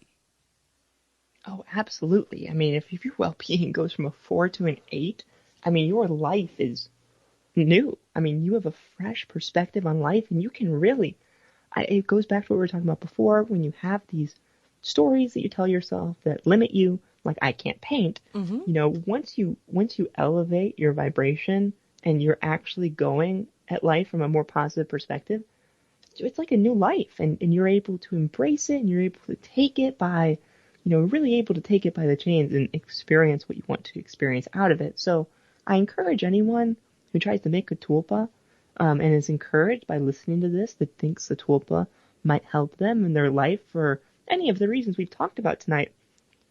Don't worry if you don't get responses too quickly. It takes about 2 weeks for most people, but it can take longer. It can take up to 2 months, but you're making a lifelong companion, so it's worth the efforts. And I advise people to go on the forums like you were talking about. You were on Reddit looking up tulpas. Tulpa Guides is the YouTube channel that I found, so I just encourage people who are not seeing immediate results to know that it takes time, but it's worth your efforts, at least in my view, and also everyone's view who has made a tulpa as well. Well, and if they want an interesting look into this world and this phenomenon, I mean, you just did this interview with Bezel, and I don't think you have your shows behind a paywall like I do at thelucidtruth.com. Can anybody go to your website and listen to that interview that you did? Yes. Thelucidtruth.com, the last episode, which is about a month ago, is Bezel the tulpa therapy, and it's a little picture of a girl walking, and then there's a little ghost walking by her, and they're smiling and talking to each other, walking together. Oh, this is what the world needs. This is weird. This is all about love and understanding and fulfillment and advancement. Talk about, everybody talks about wanting to raise their consciousness to a higher level. This is a real way people could do that. And again, very bizarre, but there's nothing wrong with that. Mike in Montana says here, weird show, Heather. Art would be proud. Yeah, I can certainly feel his presence over my shoulder here. Pax is definitely one that came into this conversation a little bit late. Says, gosh darn it, I came in late tonight, 20 minutes ago. Can't wait to listen to you and Isaac from earlier tonight in the archive. Oh, I'll get this in there ASAP. Reminder to all out there that becoming a writer of oh, look at this. Aren't you a sweetheart, Pax?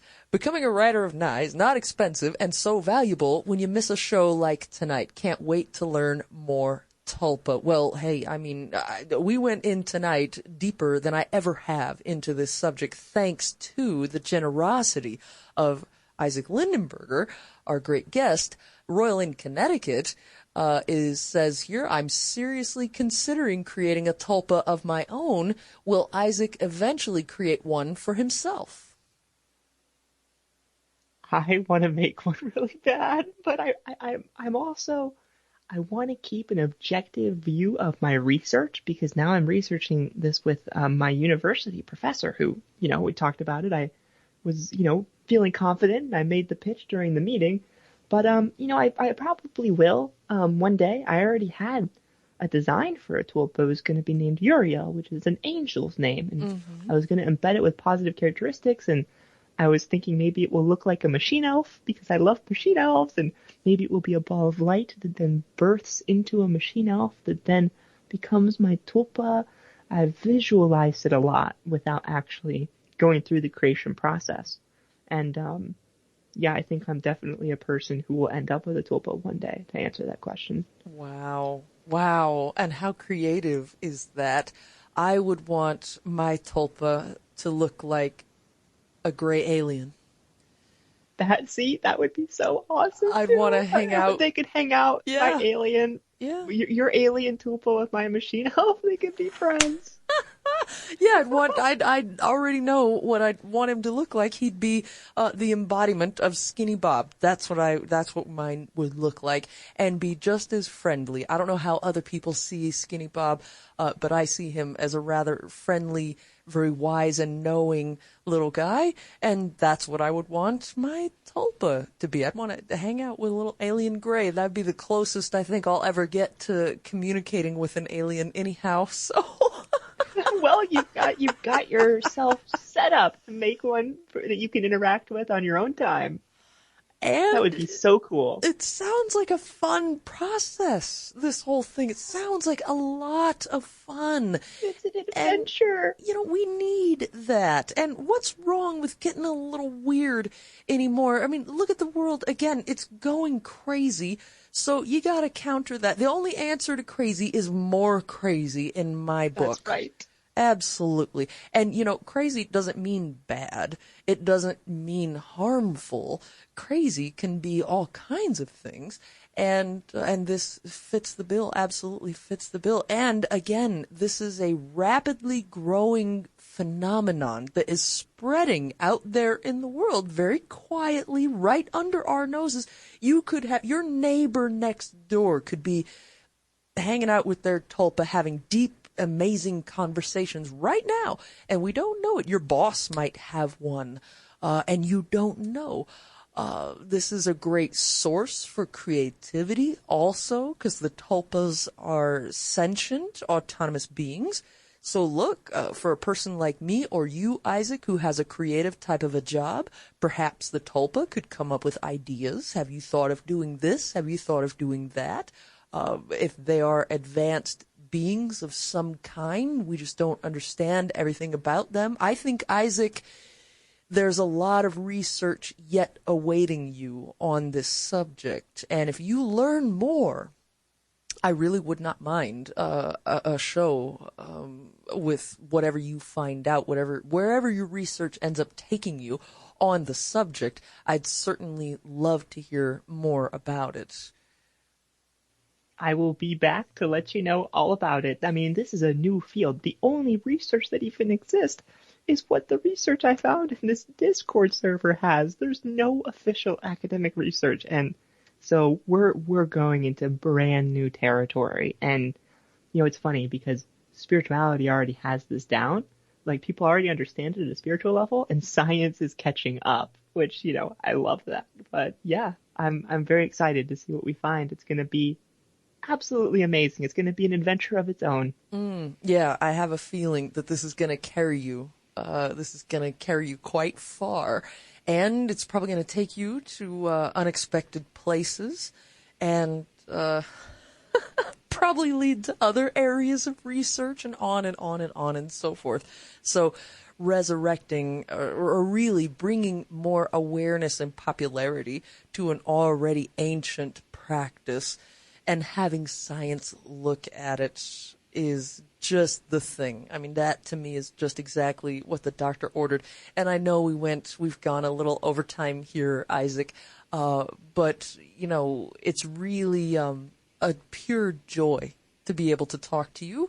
And your enthusiasm for the subject is just wonderful to be near, actually. Just that. I'm going to end tonight with a smile on my face, and that does happen. I don't want to be negative on my show that way, but it's rare these days. So thank you. You've brought some happiness into my life and my broadcast here. And look, at least 3 in my audience have now considered this entire phenomenon, and you've given them on the air here a couple of places where they can go learn more, which is great. And I'm sure you would encourage them to do their own reading about it and see where their adventures take them. So, Well, I cannot wait, Heather. I really love talking with you too. I mean, it's just amazing to have somebody who I can vent my crazy ideas to, and I get them bounced back off of in even crazier ways. It's a really awesome time every time we talk. So, oh yeah, thanks for just being here with me to talk about this. It was more fun than I can say. Oh, you're absolutely welcome. You know, I'm just gonna be the person that enables this brand of crazy. And Austin from Philly, I think, just wants to tell you, thanks for a potentially life-changing show. So you've done some good, Isaac, which was my whole purpose in getting on the air tonight. So bless your strange psychedelic heart for coming on. This is great. I'm gonna Nothing could make me happier. I'm gonna go do some more reading about it and get on that script. Write that script. You could make $1 million with the Tulpa robot script. I'm on it. I'm gonna go trademark it right now. We need to start making movies about this phenomenon. Well, Isaac, I cannot wait until next time we get the chance to talk. I do want to let everybody know that your website is thelucidtruth.com. And we've got this other web link, oratory of mysticalsacraments.org. If I recall, that is a website that facilitates the psychedelic experience. Can you hear me? Yes. Yes. They have the legal form where you can sign up, and they'll tell you that you're a shaman, and they'll even potentially send you some goodies in the mail. So all documented too. They've got it stamped by a notary and everything, but they won't be able to send you any tulpas, unfortunately. Well, that's something a person has to create on their own, which, again, you know, there's the old saying about, well, you care more about things that you work hard for, and tulpas seem to fit right within that. If you work for it and you develop it and you put so much time and care to it, naturally, it's going to be something that you appreciate just a little bit more. So, excellent all the way around, and I do encourage everyone to listen to thelucidtruth.com, listen to Isaac Lindenberger. He's always up to something weird. How often do you do shows, or are you on like psychedelic time? You just do a show whenever? Yeah, I'm totally on psychedelic time. Sometimes it's once a week, sometimes it's once every 2 months, so you get it when you get it. Yep. I'm jealous. I wish I could do that. It's nice, Heather. It's nice, but sometimes I think I need to be a little more consistent, so maybe we could both get something from each other. But yeah, I really hope people listen to the interview with Bezel, because it's just amazing. But it will give a lot of insight, because what we've talked about here, it's better to go to that interview after listening to this one, because I feel like my audience was not given enough background. They were just like, what the heck? So this is great.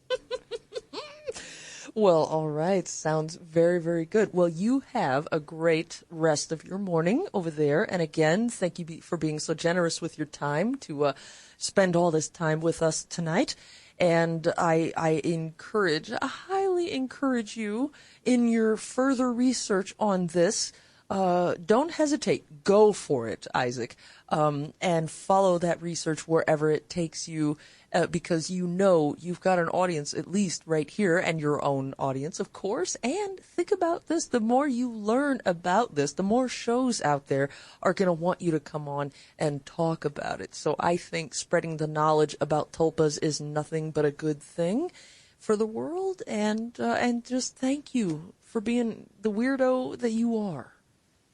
And thanks for having me on, Heather. It is always an adventure with you. I can't wait till next time. Absolutely. Yeah, me too. I am very much looking forward to that. Isaac Lindenberg, everybody. We did go a little over, but I guess that's quite all right. In our world, at least. So I will wish everybody out there a good night. I've got my plate full. I wonder if I created a tulpa, if my tulpa could help me with some of this work that I have to do on the show. I don't know. We'll see what we can do. But I hope we've given you something to think about. I'm pretty sure we have. And enjoy your adventures. I'm going to want to hear about them if you're so inclined.